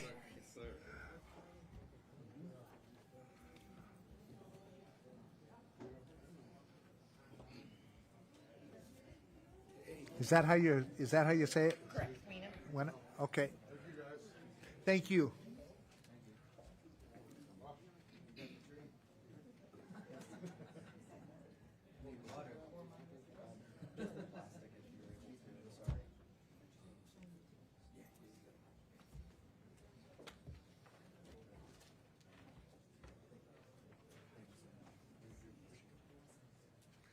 Okay, Wenna, you're up first. Is that on? Yep. Okay, great. Hawaii. Chairman Simpson, Ranking Member Pingree, members of the subcommittee, thank you for the opportunity to testify again on behalf of the Quapaw Nation. My name is Weena Supernaw, and I am the chairperson of the nation. Once again, I am here today to ask that the United States, through this committee, help close a dark chapter in our history. Almost immediately after the establishment of our reservation, up through the 1960s, the Bureau of Indian Affairs oversaw the systematic removal of virtually all valuable natural resources from our reservation. The Bureau authorized mines on our land that from 1917 to 1947 alone produced more than $20 billion worth of lead and zinc. Our tribe hardly saw a dime. The pillaging of our resources alone was devastating, but that's not even the worst of it. The Bureau's haphazard authorization of mines was so shoddy that now much of the land on our reservation, in fact, the entire town of Pitcher, Oklahoma, is so undermined that it is unsafe for habitation. That's still not all. The BIA also authorized the mining companies to dump their toxic waste on our farms and on our fields. Some of these piles are over 80 to 90 feet high. The Bureau of Indian Affairs didn't just allow our resources to be stolen, they also allowed our reservation to be poisoned for generations. Our pleas for justice fell on deaf ears for more than 100 years. But finally, in 2012, a Congress member from the state of Oklahoma with a deep understanding of our history stepped in.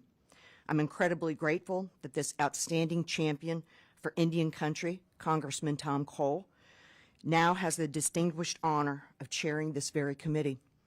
Congressman Cole introduced legislation that gave the Quapaw Nation and our co-claimants the ability to seek restitution from the United States in the U.S. Court of Federal Claims for the damages alleged in the case of Thomas Charles Bear et al. Versus the United States. We had a historic opportunity and worked diligently with the co-claimants and the United States to come to an agreement. And on January 9th, 2020, the court entered a historic settlement of the Bear case. The court recommended that the nation and our co-claimants receive $137.5 million in compensation for the damages.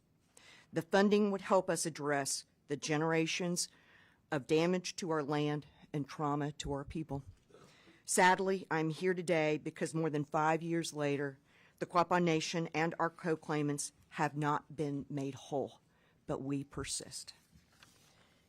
After months of work and negotiation with our co-claimants, we reached agreement on legislation that would authorize the U.S. to fulfill its end of the bargain and provide funding the court determined we are owed.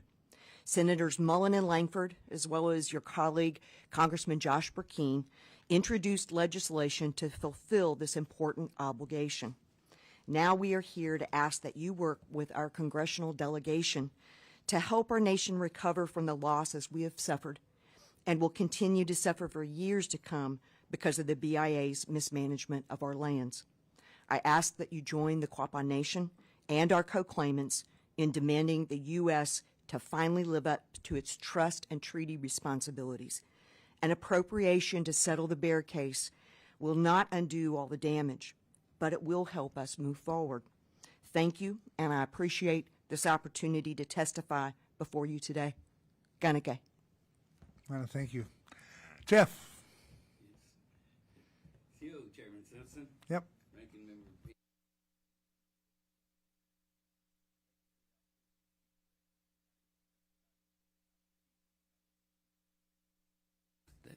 I'm sorry about that.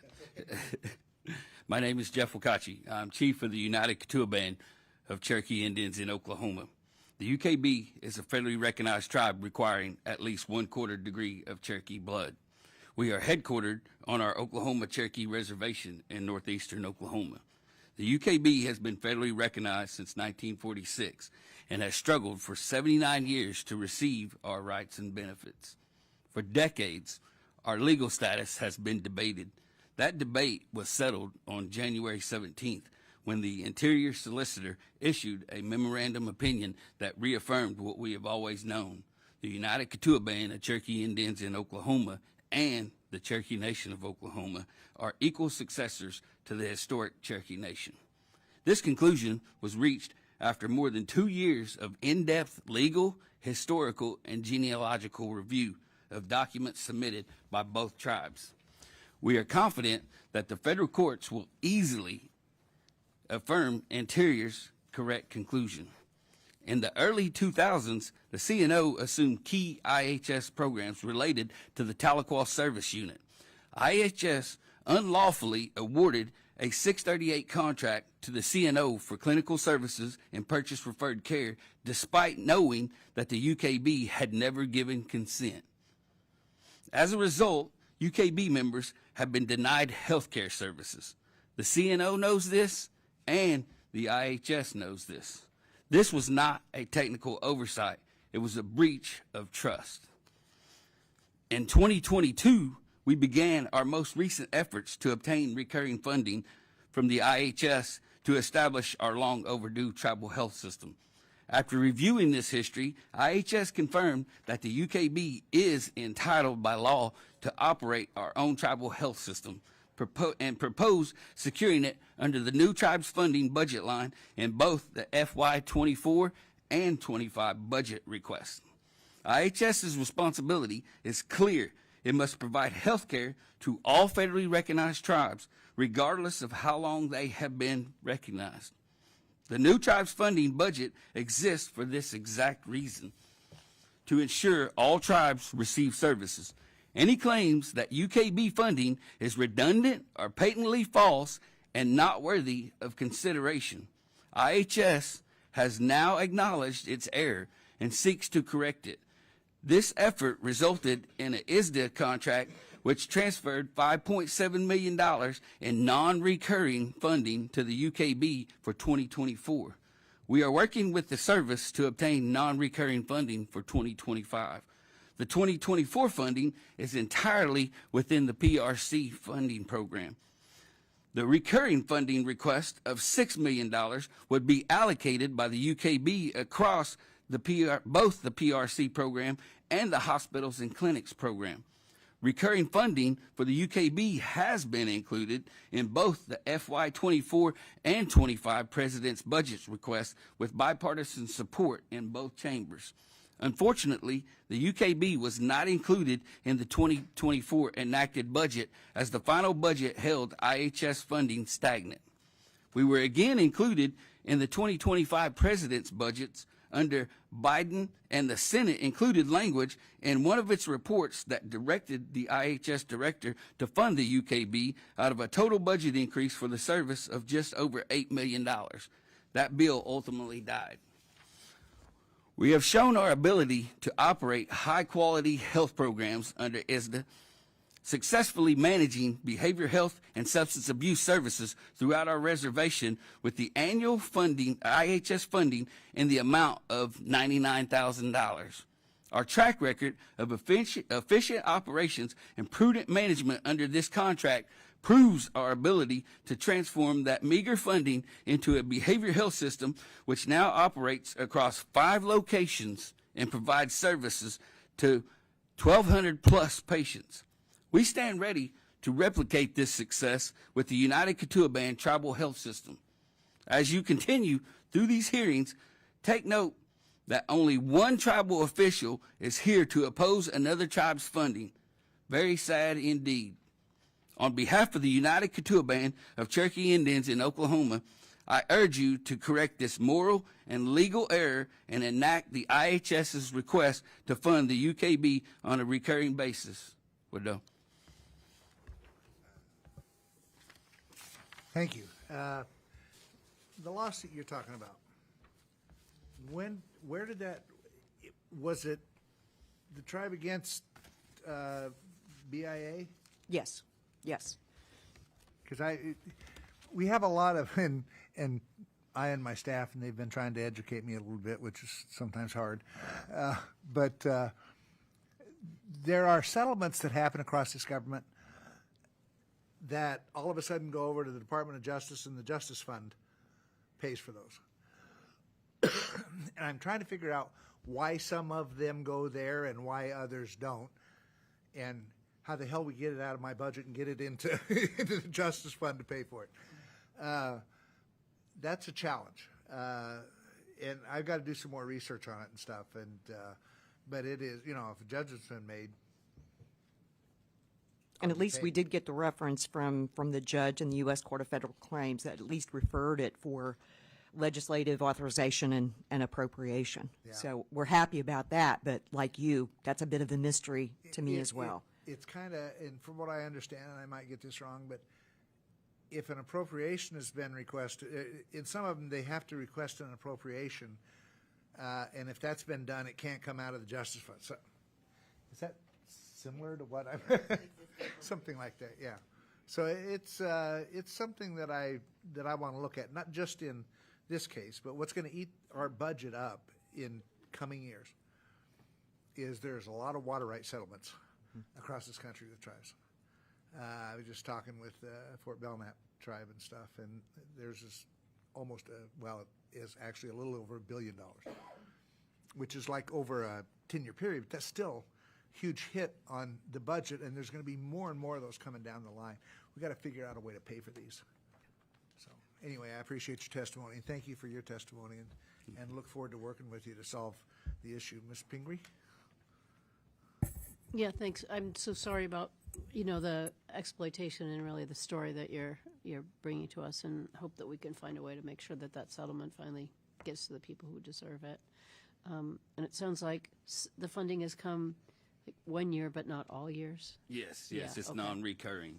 Yes. Okay, so I'll try to learn a little more about that, and thank you for your, your work on behalf of your tribe and getting the health care to the people who need it. Yeah, you're welcome. Yeah. Thank you for being here. He said non-recurring, like Yes. my brilliance. It kind of comes and goes. Yeah. Yes. Thank you, and thank you for your testimony. I appreciate it very much. Thank you. Thank you.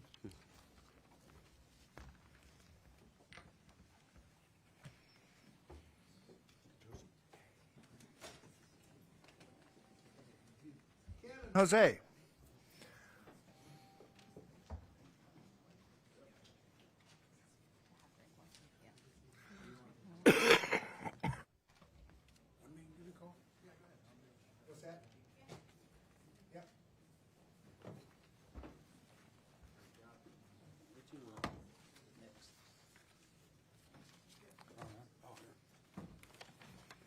Tribal Utility Authority Director. That's Heck of a title. I was going to say, you're going to have to explain to us exactly what that is. I'll be happy to. Okay, Ken, you're first. I may have to deviate from my script here for that. It's okay. Okay. Well, instead of looking at a piece of paper, maybe I'll just talk to you. So I'm Ken Amon. I'm the Tribal Utility Authority Director for the Kashia Band of Wind-Tuned Indians of the Calusa Rancheria. That's a mouthful, so we just call it the Calusa Tribe. It's about an hour north of Sacramento in California. I've worked for this tribe for about 20 years, and the reason that I showed up to the reservation back in 2004 was because the tribe experienced over 50 power outages per year from the IOU, and unfortunately this isn't uncommon across Indian country. The tribes didn't get the last pick of land, they got no pick of land, right? So oftentimes end up in the most rural and remote areas across the country, and very often are underserved by the IOUs.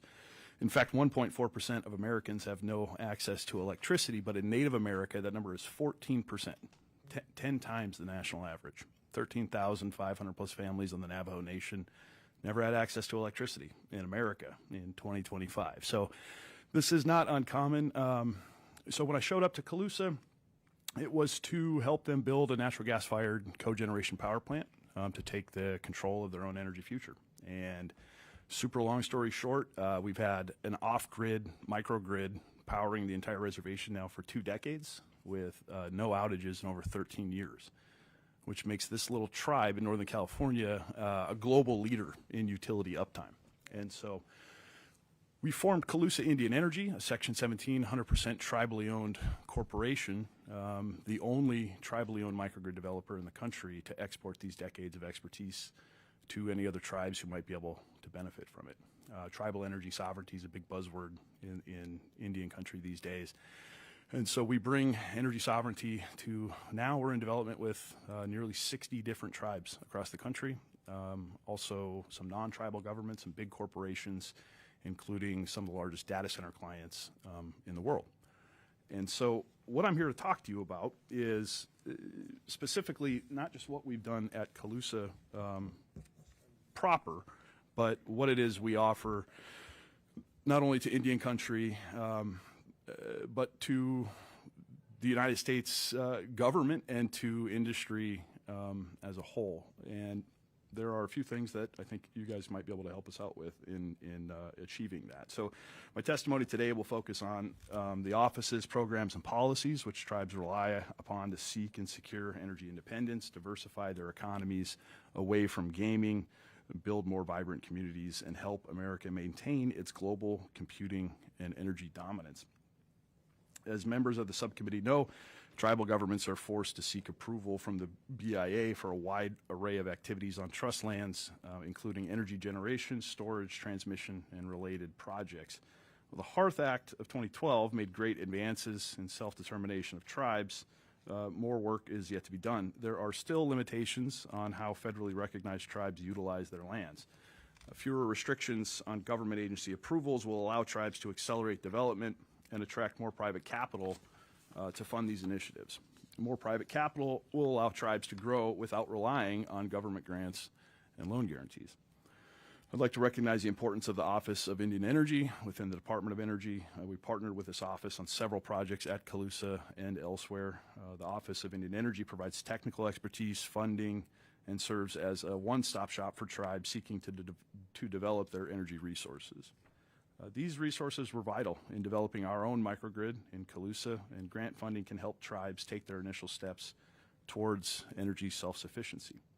This office is instrumental in connecting tribes with DOE resources, such as the system of national labs, other technical resources, and programs.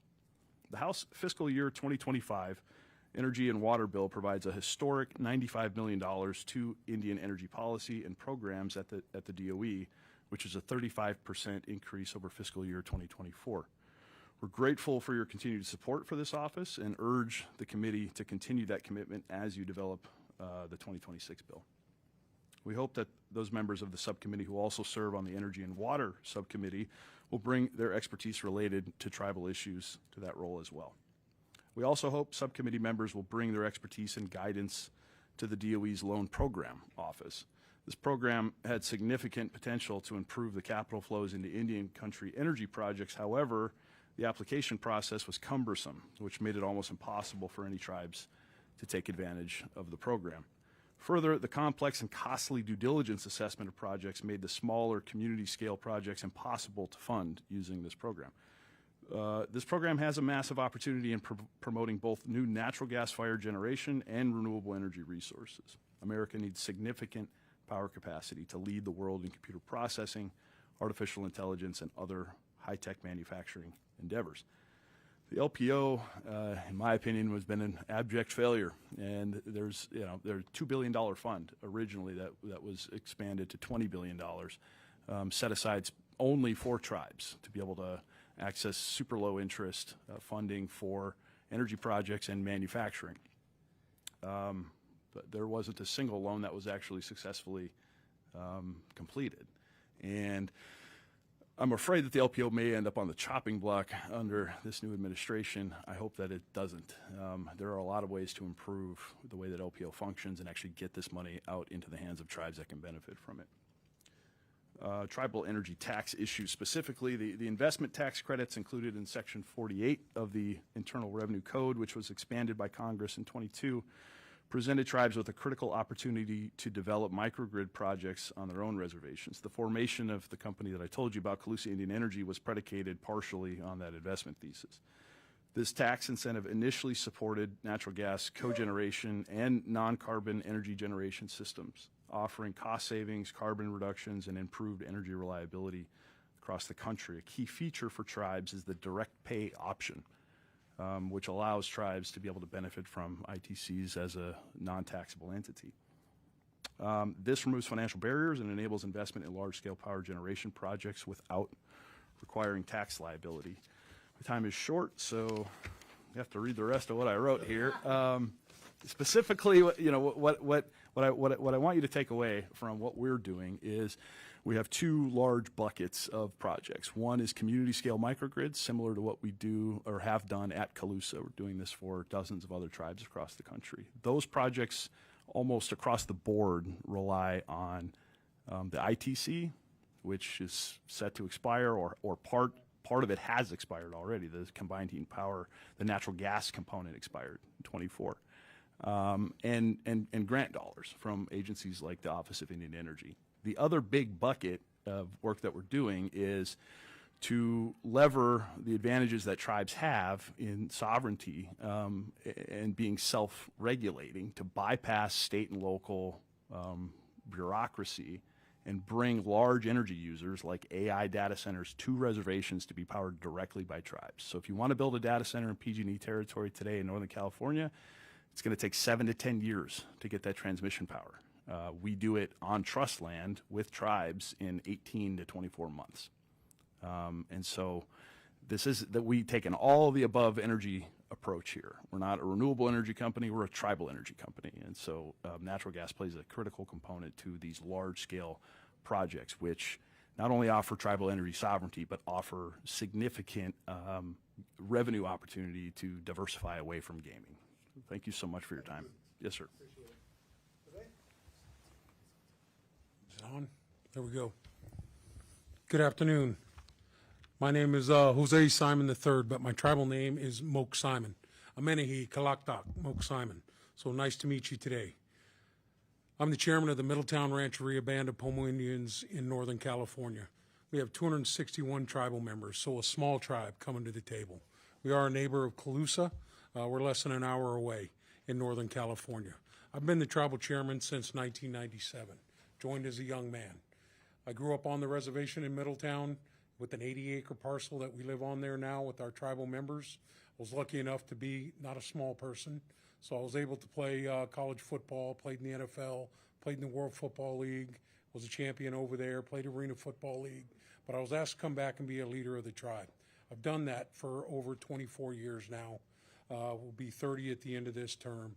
And today I come to you as a leader to say, please continue the mandated funding, or turn it to mandated funding for all the tribal organizations I'm looking on the wall. BIA, US EPA, US Forest Service, Indian Health Services, all underfunded throughout the years that I've been there, but cutting the funding completely would just be devastating, especially for our small tribal nation.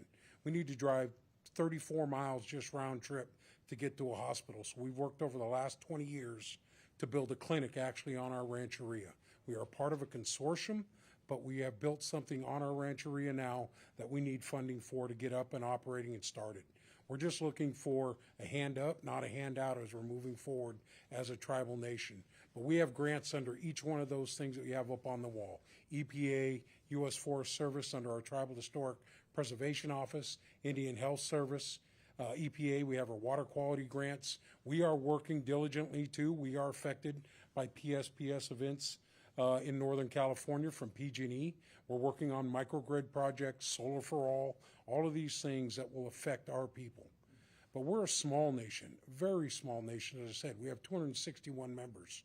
We have about 33 adult or elder members, and we just live in a different environment than I've heard any of the testimony here. We have just grown our nation from 80 acres to 353. We've done some trust status acquisition. We had to pay for those properties to get that put into trust. It was a 9-year process for a small tribe. And some folks in this country think you get it and it's tribal land immediately. Well, that's not the process to go through. You not only have to buy the land back that was taken from us in 1851, August 21st, in the Peace Treaty that was signed in Lake County, but we have to also pay taxes on that while we're going through the fee to trust process. It's a scary environment when you have a world pandemic hit. You need to close your businesses for safety reasons. You need to try and take care of your surrounding community and continue to grow. But there's a long process. For years, I've heard as a leader about streamlining applications. You heard earlier in the testimony, there's grants and loans out there, but the process to go through it is just unbelievable. And once again, it's overlooked on the sovereign status of tribal nations. The first thing they want in there is a waiver of sovereign immunity. From each federal government, each federally recognized tribe, it can't be taken away, but we can give it away. And we do not want to give away our sovereign status. And sovereign waivers of immunity are in all the contracts that were talked about earlier, in this testimony and across the board. It's a real challenge. We're making headway at the state level. At the federal level, we need to be looking at that too. Over-the-counter applications, whether it be FEMA, EPA, U.S. Department of Forestry, whatever, those challenges are hard to overcome for small tribes with a minimum capacity, but we're continuing to take steps forward by growing our economic diversification in energy, broadband, and other opportunities. But the grants stand to be the starting point for most of our projects as we move forward, whether it's land purchase, whether it's, like I said, any of our economic diversification that we do for the Middletown Rancheria. And we really want to make sure that we are not caught up in the conversation going on with DEI, any other things. That funding needs to follow through. For Middletown, we probably get about $500,000 a year in granting on a regular basis. That would include all of our 638 contracts, EPA, other things, and we do a good job locally to create other businesses. We do have gaming operations, we have fueling station, we have other things where we employ over 300 people in the local area. A local area that was devastated in 2015 by the Valley Fire. Valley Fire came through and devastated it. Lake County's been devastated over the past 10 years with over 18 fires that have burned 75% of our landmass in Lake County. During those disasters, the tribe has stepped up to be a resource center, shelter individuals, bring people to a safe environment, We have backup generation. That's why it's so important that we are able to work on microgrids and other things as we move forward. And we need the support of all the agencies as we're doing that. And yes, we are a small tribe, but that doesn't matter. We're very powerful in the area as far as economic development growth, and I think we have a great opportunity to work with this government to continue that. I not only speak from the point of a tribal leader, but I'm also, I think, the only leader in the country that also was elected to the Board of Supervisors in my county. I was the first Native American. I just served 2 terms. I did both at the same time. I was the chairman of my tribe during the pandemic that hit, and also the chairman of the Board of Lake County for the Board of Supervisors. Boy, what a challenge. Saving lives and working through projects in rural communities that are very poor. Lake County is probably 58. Well, I think we're 57 now, poorest counties in California, and we've got a lot of work to do. There's 7 tribal nations in that county that work very diligently to create jobs, opportunity, and these are things that we need to continue to grow on. But for the United States government, for its trust responsibilities signed by the treaties across this country, it's very important that we aren't caught up in the other conversations happening, and this funding is made mandatory going forward for us to continue to grow. It is a challenge. I understand. I've worked on the political side. I've been elected. I've gone through that and sat through County Board of Supervisors meeting at the local level. I understand what you're dealing with. I understand and see what's coming down the pipe here for the next 4 years with this administration. Indian country is a partner. We're here to have the fights that need to be taken, but we also need to be put in our own political environment in a government-to-government relationship as we help to continue to grow our nations. And that is really what we want to do. Continue to grow our nation, to make this nation grow, and to continue with that collaboration we've had since, the inception of the United States. 250-year celebration this year. Let's go forward, not backwards. And that's what we're prepared to do. And I know it's not easy, but as a leader of a small tribe in Northern California, we understand the complexities of grant and government operations, and we're here to help, but you need to be here and partner with us. I showed up, most of the small tribes, I was hoping there'd be a few more, because it is a one-fits-all across the country when you talk about the 500 nations across the country, but we're so totally different. It was the gold rush that affected us in Northern California when our lands were taken, so in the 1850 areas, and that's what was really devastated our tribes. Like I said, in Lake County, there's 7 different tribal nations. We all work together wholeheartedly to help keep our people moving forward. We are surrounded by we have the oldest natural lake, Clear Lake, in the area, and you always hear about salmon, but hitch. Hitch is an endangered species in our area. It only exists in Clear Lake, and we're having that fight to make sure that we can keep that tradition as alive. When I was a young man, we used to go out and collect the hitch. We'd dry them throughout the year, and that's what we used to sustain ourselves throughout the year. We can't do that anymore because the hitch are an endangered species or almost going away, and we're continuing that fight at the local level, the state level, and the federal level. So I know, you have my written testimony. I want to have it in the record. It will be. I also want to offer any questions from you. If you have any questions for me, I greatly appreciate the time. And as I said, I've been a long-time leader at our tribe. Elected every 2 years for the first 12 years, and then we went to 3 years. So not easy to do.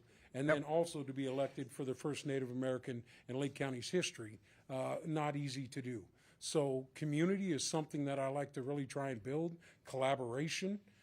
This is a great country. We live in a great country. We are part of that. We are part of the history of this country. We're written into the Constitution. We were governments before these governments were formed, and we'll continue to hopefully be here to learn from how to deal with disagreement internally and to continue to grow. So Middletown Rancheria and the Pomo people of Northern California, Ken, great to have you here. I got to get you over to Res for a conversation. I'll say it right That's now. a discussion for another time. Another time. Thank you very Anyway, much, Chairman thank you. Simpson and Pingree. I appreciate the time today that you've given me to speak on behalf of my people. We are Kotza'atao is our language, the Lake Miwok, and we're from Oleomi Coyote Place in Northern California. Thank you.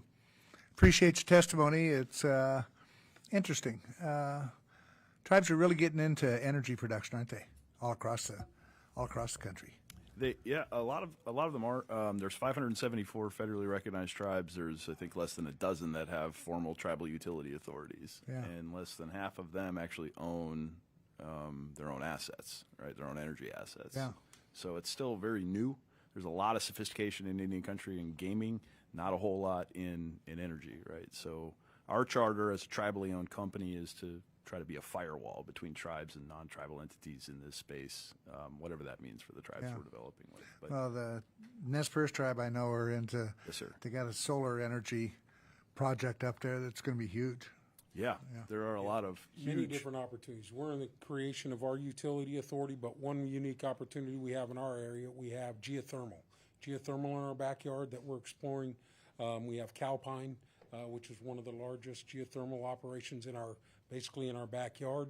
But from a tribal standpoint, utility authorities are the next generation for our tribal people. We Water, actually have- sewer, power, everything that needs to come along with that. We actually have a lot of geothermal in Idaho because we're right next to Yellowstone. That's right. And so there's a lot of geothermal in Idaho. In fact, Idaho's capital is the only capital that is actually heated by geothermal heat and stuff like that. And It is a interesting. lot of downtown Boise is. And Yeah, stuff. I like Anyway. to say that all tribes are resource rich when it comes to energy. It's just a matter of identifying that resource, right? So some exactly. tribes are sitting on geothermal potential, solar, wind, natural gas is a huge component of all the projects that we do. But yeah, there's no reason why these tribes shouldn't be able to power themselves. But big part of what we do is tribal member workforce development as well, right? Where I've stood on reservations where the unemployment rate is over 50%. This isn't a lack of will, this is a lack of opportunity, right? So those utility jobs already exist on reservations, and what we're offering is to train tribal members and bring them up to the standard that they need to be, and give those jobs to tribal members in service of their own communities. In addition to eliminating their outages and saving them some money, and Side maybe benefit. offering them some economic development opportunities as well. Ms. Pingree? Yeah, just quickly, thank you both for your testimony, and I hope you'll stay in touch with us. You're right. We're going to go through some changes here in policy, and some of the opportunities that were there in the past may or may not stay, and certainly these investment tax credits, whether or not they get reauthorized in the big tax bill will be important to learn more about. So I fully agree that it's, with all the federally recognized tribes, it would be great if more of them had control of their own energy, or were able to see that as an economic development potential. And I like the way you were talking about, the tribes have learned a lot about casinos and, that form of economic development, but it would be really beneficial if this can continue to expand. So I just hope you'll stay in touch with us if those programs are endangered or lost, or, what we might want to work on protecting going into the future in this sort of transition time. And fascinating to hear about your tribe. You're right, we don't hear a lot from the very small ones, but it shows how you can, be successful and make that work. So, but obviously the funding is critical to that. Funding is critical, especially land into trust, land back. Getting the land back for our individual tribal nations is the most important thing. Yeah. We had 80 acres, and it was given in 1906 when we were established for the Gwinnett Landis Indians. The reservation were moved off. So land into trust, just as powerful. You can't develop energy projects if you don't have land to put it on. Right. So really important through the BIA that is funded so we can continue that work. That's helpful. Well, I appreciate the fact that you talked about members of the E&W committee. Over the last 18 years, I guess. Yeah, over the last 18 years, I've either been chairman or ranking member of this committee or the Energy and Water Committee. So I sit on both. Those are my two main committees. So Sure, well, I need anyway, your card then. That's an important program that they've started with the Department of Energy and stuff. Yes, sir. I thank you both for your testimony, and thanks for telling us what's going on, and let's keep in touch on how we progress on this. Will do. Thank you so much. Thank you both. Final panel for this afternoon is Josh Cook, Lester, and James.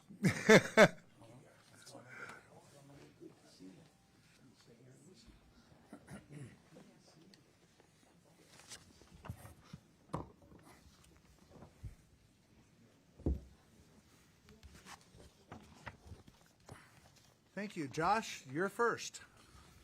Thank you, Mr. Chairman, Ranking Member Pingree. I'd also like to express our gratitude. We have, over the last few years, had the opportunity to build some relationships. And Congressman, I'd like to thank you for inviting me to Idaho. You met with representatives of Mortown Rancheria in Boise. Congressman Amadei came out the other day. We had a mastication process going on. We were taking trees out around Reno so Reno wouldn't burn down. And Congressman Amadei came out and tried to fire up the equipment, and that was a joy. Everybody survived. Everyone survived. All our arms and legs are intact, and nothing burnt down because we got the trees out of the way. We're also grateful when Congressman Zinke wasn't the Secretary of Interior, he and Assistant Secretary Natalie Davis came to Mortown and met with our leaders during one of the catastrophic wildfires that we suffered through in California. We're also grateful to Congressman LaMalfa, who's our representative, and Congressman Jared Huffman from Northern California. They've helped us. I'm Josh Cook. I'm representing Chairman Benjamin Clark and the Mortown Rancheria Tribal Council. Mostly what we want to talk about today is forestry and wildfire catastrophes that keep happening in California. Mortown has made major investments. For generations, Mortown tribal members worked in the forests, and when their lands were restored and they're able to get their businesses up and running, they went back into the forest. We're doing over $17 million in forest restoration, fuels reduction, disaster cleanup, replanting, all of the aspects of forestry. We work now in the Lassen Volcanic National Park, the Humboldt-Toyabe National Forest, Plumas National Forest, Lassen National Forest, Mendocino. We've worked in the El Dorado and Tahoe. We enter these relationships as equals on a government-to-government basis. We make it easier for the Forest Service and the BLM and the Park Service to actually get in and treat these forests. And we do it through interagency agreements and existing laws that were passed by Congress, implemented by the Secretaries of Interior and Agriculture, particularly in Executive Order 3403. But these laws, the Indian Self-Governance Act, the Indian Self-Determination Act, the Economy Act, Service First, and the Tribal Forest Protection Act are laws that are on the books now. And by utilizing these, not walking in the door as a vendor, but walking in the door as an equal government partner, we say to the Forest Service, what are your priorities? How can we treat these areas so that we don't continue to have these catastrophic wildfires? I think the chairman from Lake County is the only county I know of that has had more presidentially declared disasters from wildfire than Butte County, where the Mortown tribe is located. We're not here to particularly ask for more money and more staff. We want the agencies to utilize the authorities that Congress has already put on the books. There are opportunities for us to utilize their equipment. We should be able to borrow a low-bed trailer and a bulldozer. We should be able to take those other tools under the laws that exist now and be able to utilize those in advancing the work of the Interior and the Department of Agriculture and the Forest Service. Many times we ask for that equipment and we're just ignored. We need help inside the Bureau of Indian Affairs processing the payments that come from the Department of Agriculture to the Department of Interior and Bureau of Indian Affairs into our Forest Trust account. Sometimes it causes a major cash flow problem. We've had 50, 60 tribal members out working and can't make payroll because the transfer of funds inside of the payment system of the federal government, we front the money as a tribe to pay those bills of people who've been out working in the forests. Those are a couple of the issues that are of vital importance to us as we move forward. Another thing, Mr. Chairman, that we're working on is trees and lumber are assets, and the Forest Service has a right to transfer them to us. We believe that we can take trees and fund these forest activities inside the federal government between the tribe and the agencies and come up with the revenue that we need to do this vital work in the forest so they don't just burn down. And at that, my time is up, and I'm honored to be with Chair Nieto and Governor Naranjo and would not want to take any of their time. Thank you. Let's hear your next. Turn this thing on. It's not. I'm pushing it too hard. Are you, I think, is it on? No, it's still red. Red's on. Mine's green, yours is red. Oh, thought it meant stop already. Well, greetings, Chairman Simpson, Ranking Member Pingree, and members of the subcommittee. My name is Shinita. I'm honored to appear before you today on behalf of the Tule River Indian Tribe, where I serve as the chairman. I come before you today to share Tule River's greetings and strong support for Indian water rights settlements, which are multi-party negotiation agreements that arise through federal rights. Settlements are not a handout and are not derived from any government program.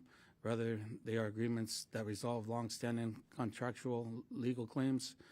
The Tule River Tribe Reserve Water Rights Settlement Act enjoys broad support from the community members representing agricultural and municipal interests called the South Fork Tule River Coalition. They know this bill will help secure water availability now and into the future, and will put to rest potential legal issues that could arise if it is not passed into law. Our Settlement Act is also needed for the survival of my people. It will provide access water for our reservation and for our survival of our tribal nation. By passing our Settlement Act will be a true success for all communities involved, not just Tule River. It will ensure water security in an area that has faced catastrophic wildfire and as well as record-breaking drought and flooding. I'd like to thank Senator Padilla, Representative Fong, and Representative Lamalfa, as well as their representative staff, our respected staff, and their assistance and support. I'd also like to thank Chairman Westerman, Chairman Bentz, and Staff Director Anika Miller for the effective leadership and hard work. The Tule River Indian Reservation covers about 85 square miles in rugged foothill terrain in Sierra Nevada mountains in central California. The elevation range from 900 to 7,500 feet. The South Fork of the Tule River runs through the middle of the reservation and flows into the main Tule River about 10 miles west of us. There are no significant uses of water upstream over the reservation. There's a significant lack of water supply for the reservation. We have worked for decades to address our water rights to make our reservation a permanent homeland. As we were initially promised, the current water supply is unpredictable and unsafe. We are forced to drink brown water at times and or go without. The water system relies on a series of wells, springs, and water drawn directly from the South Fork, which is treated to meet only potable water standards. Our water delivery infrastructure is held together with duct tape and wire. Actually, water demand far from exceeds water availability. The South Fork provides my tribe with about 80% of its water. Our tribe is unable to use most of the water of the river flow. To make use of this water in a meaningful way, it must be stored because the river runs low and even goes dry several months of the year. 53 years of concentrated work has led to this moment. We seek to codify the agreement and we have with our neighbors, the South Fork Tule River Independent Ditch Company and the Tule River Association. We represent all senior water right holders involved. Their members are major players in the agricultural economy and livelihoods of critical to both local community and as well as America's food supply more broadly. We have satisfied each of the requirements in the 1990 policy guidance. If we were to file a lawsuit, it would tie up existing water uses for decades. Settlement outside of court is everyone's best interest, including the tribes. Our downstream neighbors in the Central Valley and taxpayers at large, any litigation will be drawn out expensive and risky. Taxpayers have seen negative impacts from not finalizing the settlement. In recent years, they have had to pay for increased wildfire suppression efforts, bottled water deliveries, and repair and washed out roads. We seek a win-win solutions. Our Settlement Act will allow the Tule River Tribe to finally have a functioning homeland with clean water and that is safe to drink. It will allow the U.S. to meet its legal obligations. It will impound water at high elevation, which is exactly the kind of drought solution called for by the Central Valley agricultural industry. It also will provide strategic dipping pools in event of a wildfire. In conclusion, the Tule River Tribe is in a water crisis. Broken promises and previous failures of the U.S. led to where we are today. The time has come to address the emergency conditions on our reservation and for our federal partners to join in and provide the resources necessary to ensure sustainable future for the Tule River Tribe. Doing so will also benefit surrounding communities, secure water availability for all interests, and ensure clarity of title. We respectfully request the subcommittee continue to make funding for Indian water settlements like the Tule River Water Settlement Act a priority. I thank Chairman Simpson, members of the subcommittee for the opportunity to fully express Tule River's views on this subject. Please refer to my written testimony, which includes details regarding the dam construction project, how we have met federal government requirements for this settlement, and further explanation of our water shortage crisis. Thank you. Thank you, Les. James? Thank you, Keith. James Naranjo from Santa Clara Pueblo. No advice in the cook up on that. He's trying to go beyond some and not really great job. In honor of Taylor and local. Thank you, Chairman Simpson, Ranking Member Pingree. I lay my respect down from our Pueblo, from our culture, our religion to you and the staff.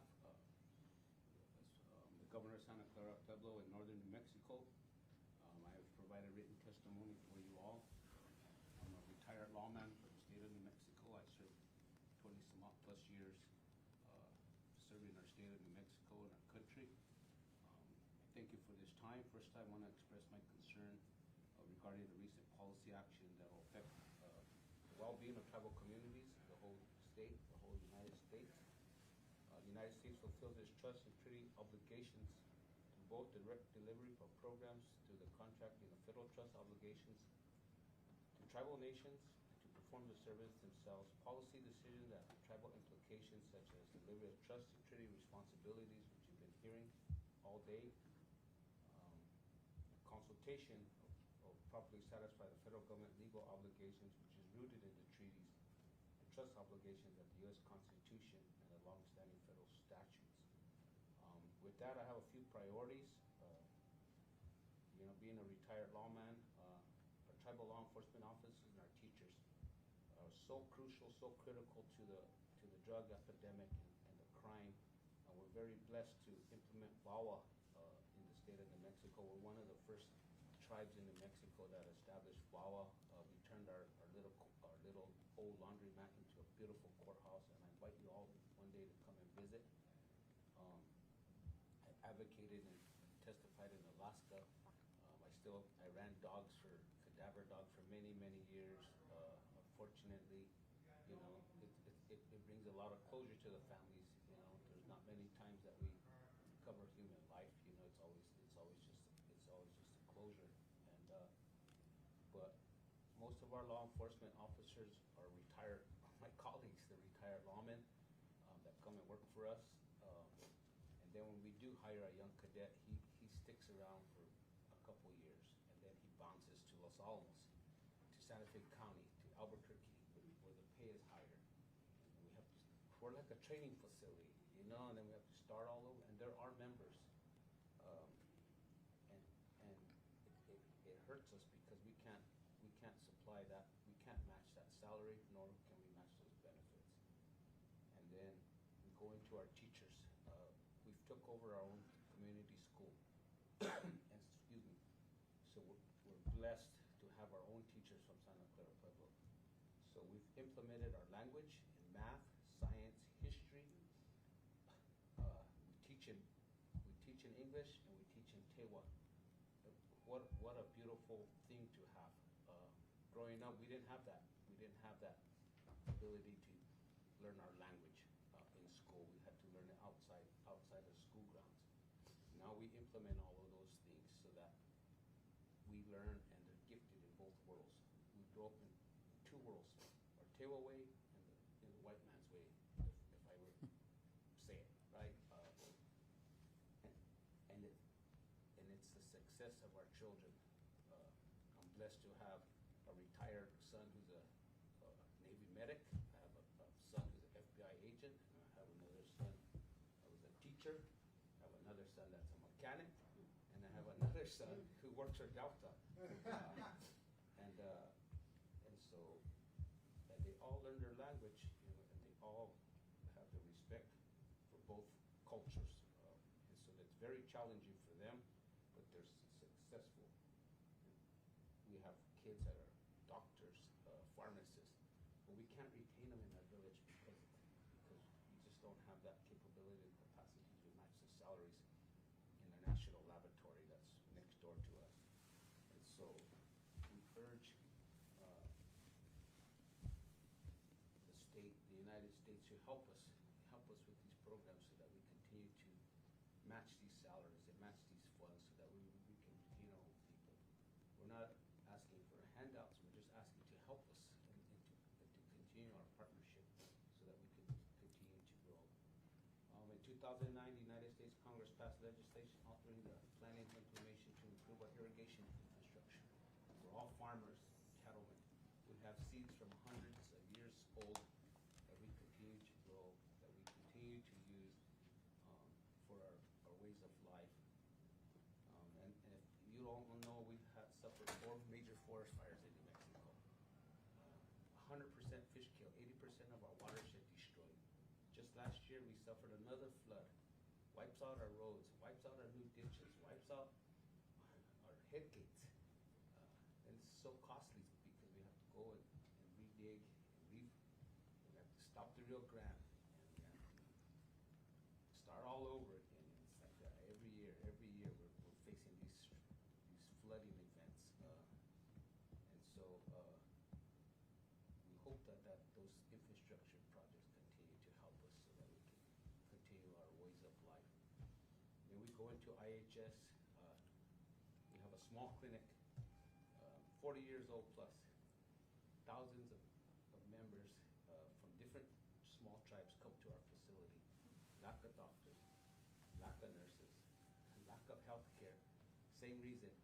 We have our own nurses, doctors, but they go to Presbyterian, St. Vincent's, and we lose those quickly because we just cannot compete. But we're trying so hard to provide a better benefits to them, and it's closer to home. They're down the road for these to work, but our buildings are outdated. I think I was a sophomore when that clinic was built, and it's the same clinic. And it's unfortunate, but we try our best in Santa Clara to make those needs for our people. We have maybe 3,400 members currently. We've changed our enrollment process during the COVID because we didn't have a playbook, so we can get the drug dealers out of our village. We can get those people out of there. You know, we've employed almost 600 people. I look over 200 and some on the left hand of the administrative side, and on our corporation over 300, Indian and non-Indian. Provide those kids scholarships, provide those families a good benefit. And those are some of the things that we're trying to do to make our environment better. You know, we're having water rights cases that we're fighting for. You know, we've owned that, and our ancestors protected those good water sources. It's kind of a memorial. And we're still fighting for our rights, and we're good neighbors, and we want to continue to be good neighbors and move forward together, partnership. I was very blessed with my attorney and lobbyist to meet every one of those individuals on the board behind you yesterday and even today, and to share our thoughts, and to share our partnership, and to share how we can work collaboratively together to make things right for all of us, not just us, but for everybody that comes to our valley, comes to our village. So thank you for your time. I appreciate it. Appreciate your help that you can do. Thank you all for your testimony. And I just want to, you said you were 20-some odd years in law enforcement, tribal law enforcement? No, I was a sheriff, I was a city police, I worked in corrections, I went to the city police, I went to Santa Fe County, and I ran K-9s on the Mexican border. I worked with Customs, I worked with FBI, I worked with all the local police. I worked with the Four Corners. I had bloodhounds, I had German Shepherds. I still have one more German Shepherd. I was contracted to work at the state legislature for bombs, and my dog broke his arm last year, so I lost my certification. He got caught in one of our new cattle guards, but we're still actively searching for people. I get calls all the time for the missing men and women, indigenous people that are missing. I do volunteer search. I have a volunteer team. We just ask people to feed us, and that's it. And you raised a question that is been, we've had discussions about it, is how do we keep officers when there is an easy challenge, and it's not just police officers, firemen, other things. How do we keep them there? I don't mean this. How how do we make it attractive for them to stay? And do you think that if somehow salaries and benefits were competitive with Albuquerque or whatever, that they would leave? They would stay because Do you think they'd stay? their families and homes, they're all native. I'm a native, and I never worked for the tribe in law enforcement because the salary was better in Santa Fe County, right? And my kids went to different private, to the Indian school, to the boarding school, and some went to the public school, right? It was their choice, but and then they all have a college education but me, right? Because of the salary. And then after I retired, the tribe brought me over. I served as lieutenant governor for many, many years, and the opportunity to be the governor and continue to lead our people in the right direction. I appreciate that. Thank you, sir. Ms. Pingree? Thank you all for your testimony and all the different issues that you brought up. And I hope we can be helpful in some way in the concerns that you brought up around working with the Forest Service and other agencies. I think there's been a lot of interest in how we can have these cooperative agreements, and it sounds like there's some places that the agencies aren't doing their side, their part, and particularly with the Forest Service, that also the funding comes under this committee, and maybe we can just find some ways to be helpful to make sure the payments go through or the machinery borrowing, because there's obviously a great need for doing that work in the forest and trying to prevent future fires. So We'd appreciate any help. It's kind of a culture change, and right now the Forest Service is experiencing an upheaval. And what we're doing is we're going to them and saying, hey, we have the mechanisms in law already to take these assets and turn them back into revenue that will help the forests be able to accomplish the things they've already done the NEPA for. They've already done the planning. It's just a matter of, in the past, tribes had these authorities but didn't have the capacity to show up and say, we'll do that. Well, Mortown has made the investments in a lot of the machinery and a lot of the people, and now they can show up as a partner at the table. We think more tribe, and we hire, everywhere we go, we hire other tribes first. When we go over to Nevada and when we go into other tribal Aboriginal areas in California, we hire those other tribes to try to build capacity. But the laws that Congress has made for tribes to engage in these government-to-government activities really can solve a lot of the problems that the Forest Service is trying to work around right now, ma'am. that's great. So hopefully we can help on that. We have cooperative agreements with the BLM, the National Parks, and the U.S. Forest Service that surround our reservation, and they work because we have the capacity to manage those forests because the Forest Service and BLM and the National Parks own. So these cooperative agreements help us. Don't you do some logging too? Yeah. Well, thank you. And your water crisis sounds very severe, so I hope we can help move that forward. That's just a terrible position for your tribe to be in, and it sounds like you need some assistance. Yeah, that's the sad part is that when we wasn't considered humans or even extinct animals in 1922, our babysitter sold our rights away to the downstream users, and so now we had to get those downstream users to give back to us and agree with us just to be at this table today. I mean, and so like in 1971. Then Alec Garfield, the chairman of a reservation, started this battle, and even him starting that battle, he gets accused of giving our water rights away, but he wasn't even thought in his ancestral minds in 1922. I mean, so it's a big battle, and he's not getting any younger. So I would like to see, like you, sir, Mr. Simpson, you talk about the money that it's already there. If we would have got it back in 1971, the cost wouldn't be so high for tribes. Yeah. I mean, if someone would have heard us then, the cost would have been lower. But now we're sitting there at the table again, and who takes over for me? I took over for Alec. Who takes over for me? What person takes over for me next from the tribe or from other tribes? That have to come here and sit with somebody other than yourself. If we can't get it done now, who sits here and where does it go from there? Is it going to take centuries again just for us to get to this table again? You know, and how much is it going to cost us to get out here?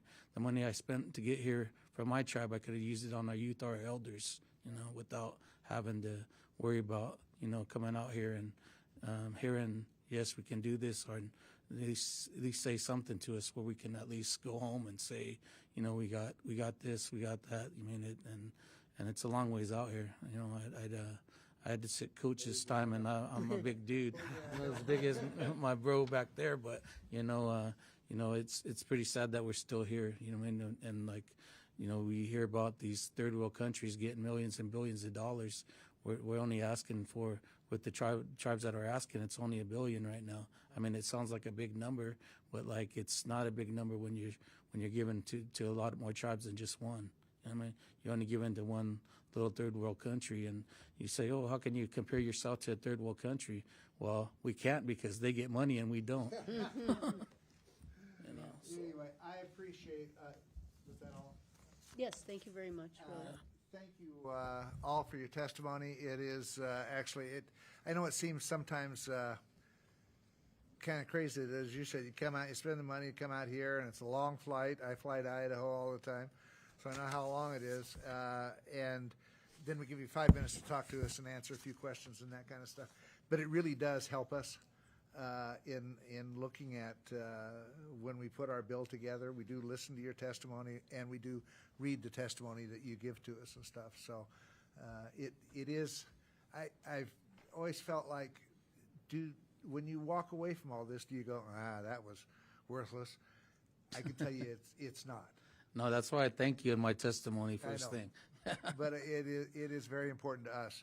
It's probably more important to us than it is to you, because we're going to end up writing this bill, and we want to take into consideration the issues that you bring up. So thank you all for your testimony. I appreciate it very much. You guys have a good day. You bet. Appreciate you guys. Thanks for taking the time to join us. The committee stands adjourned until tomorrow morning at 9:30.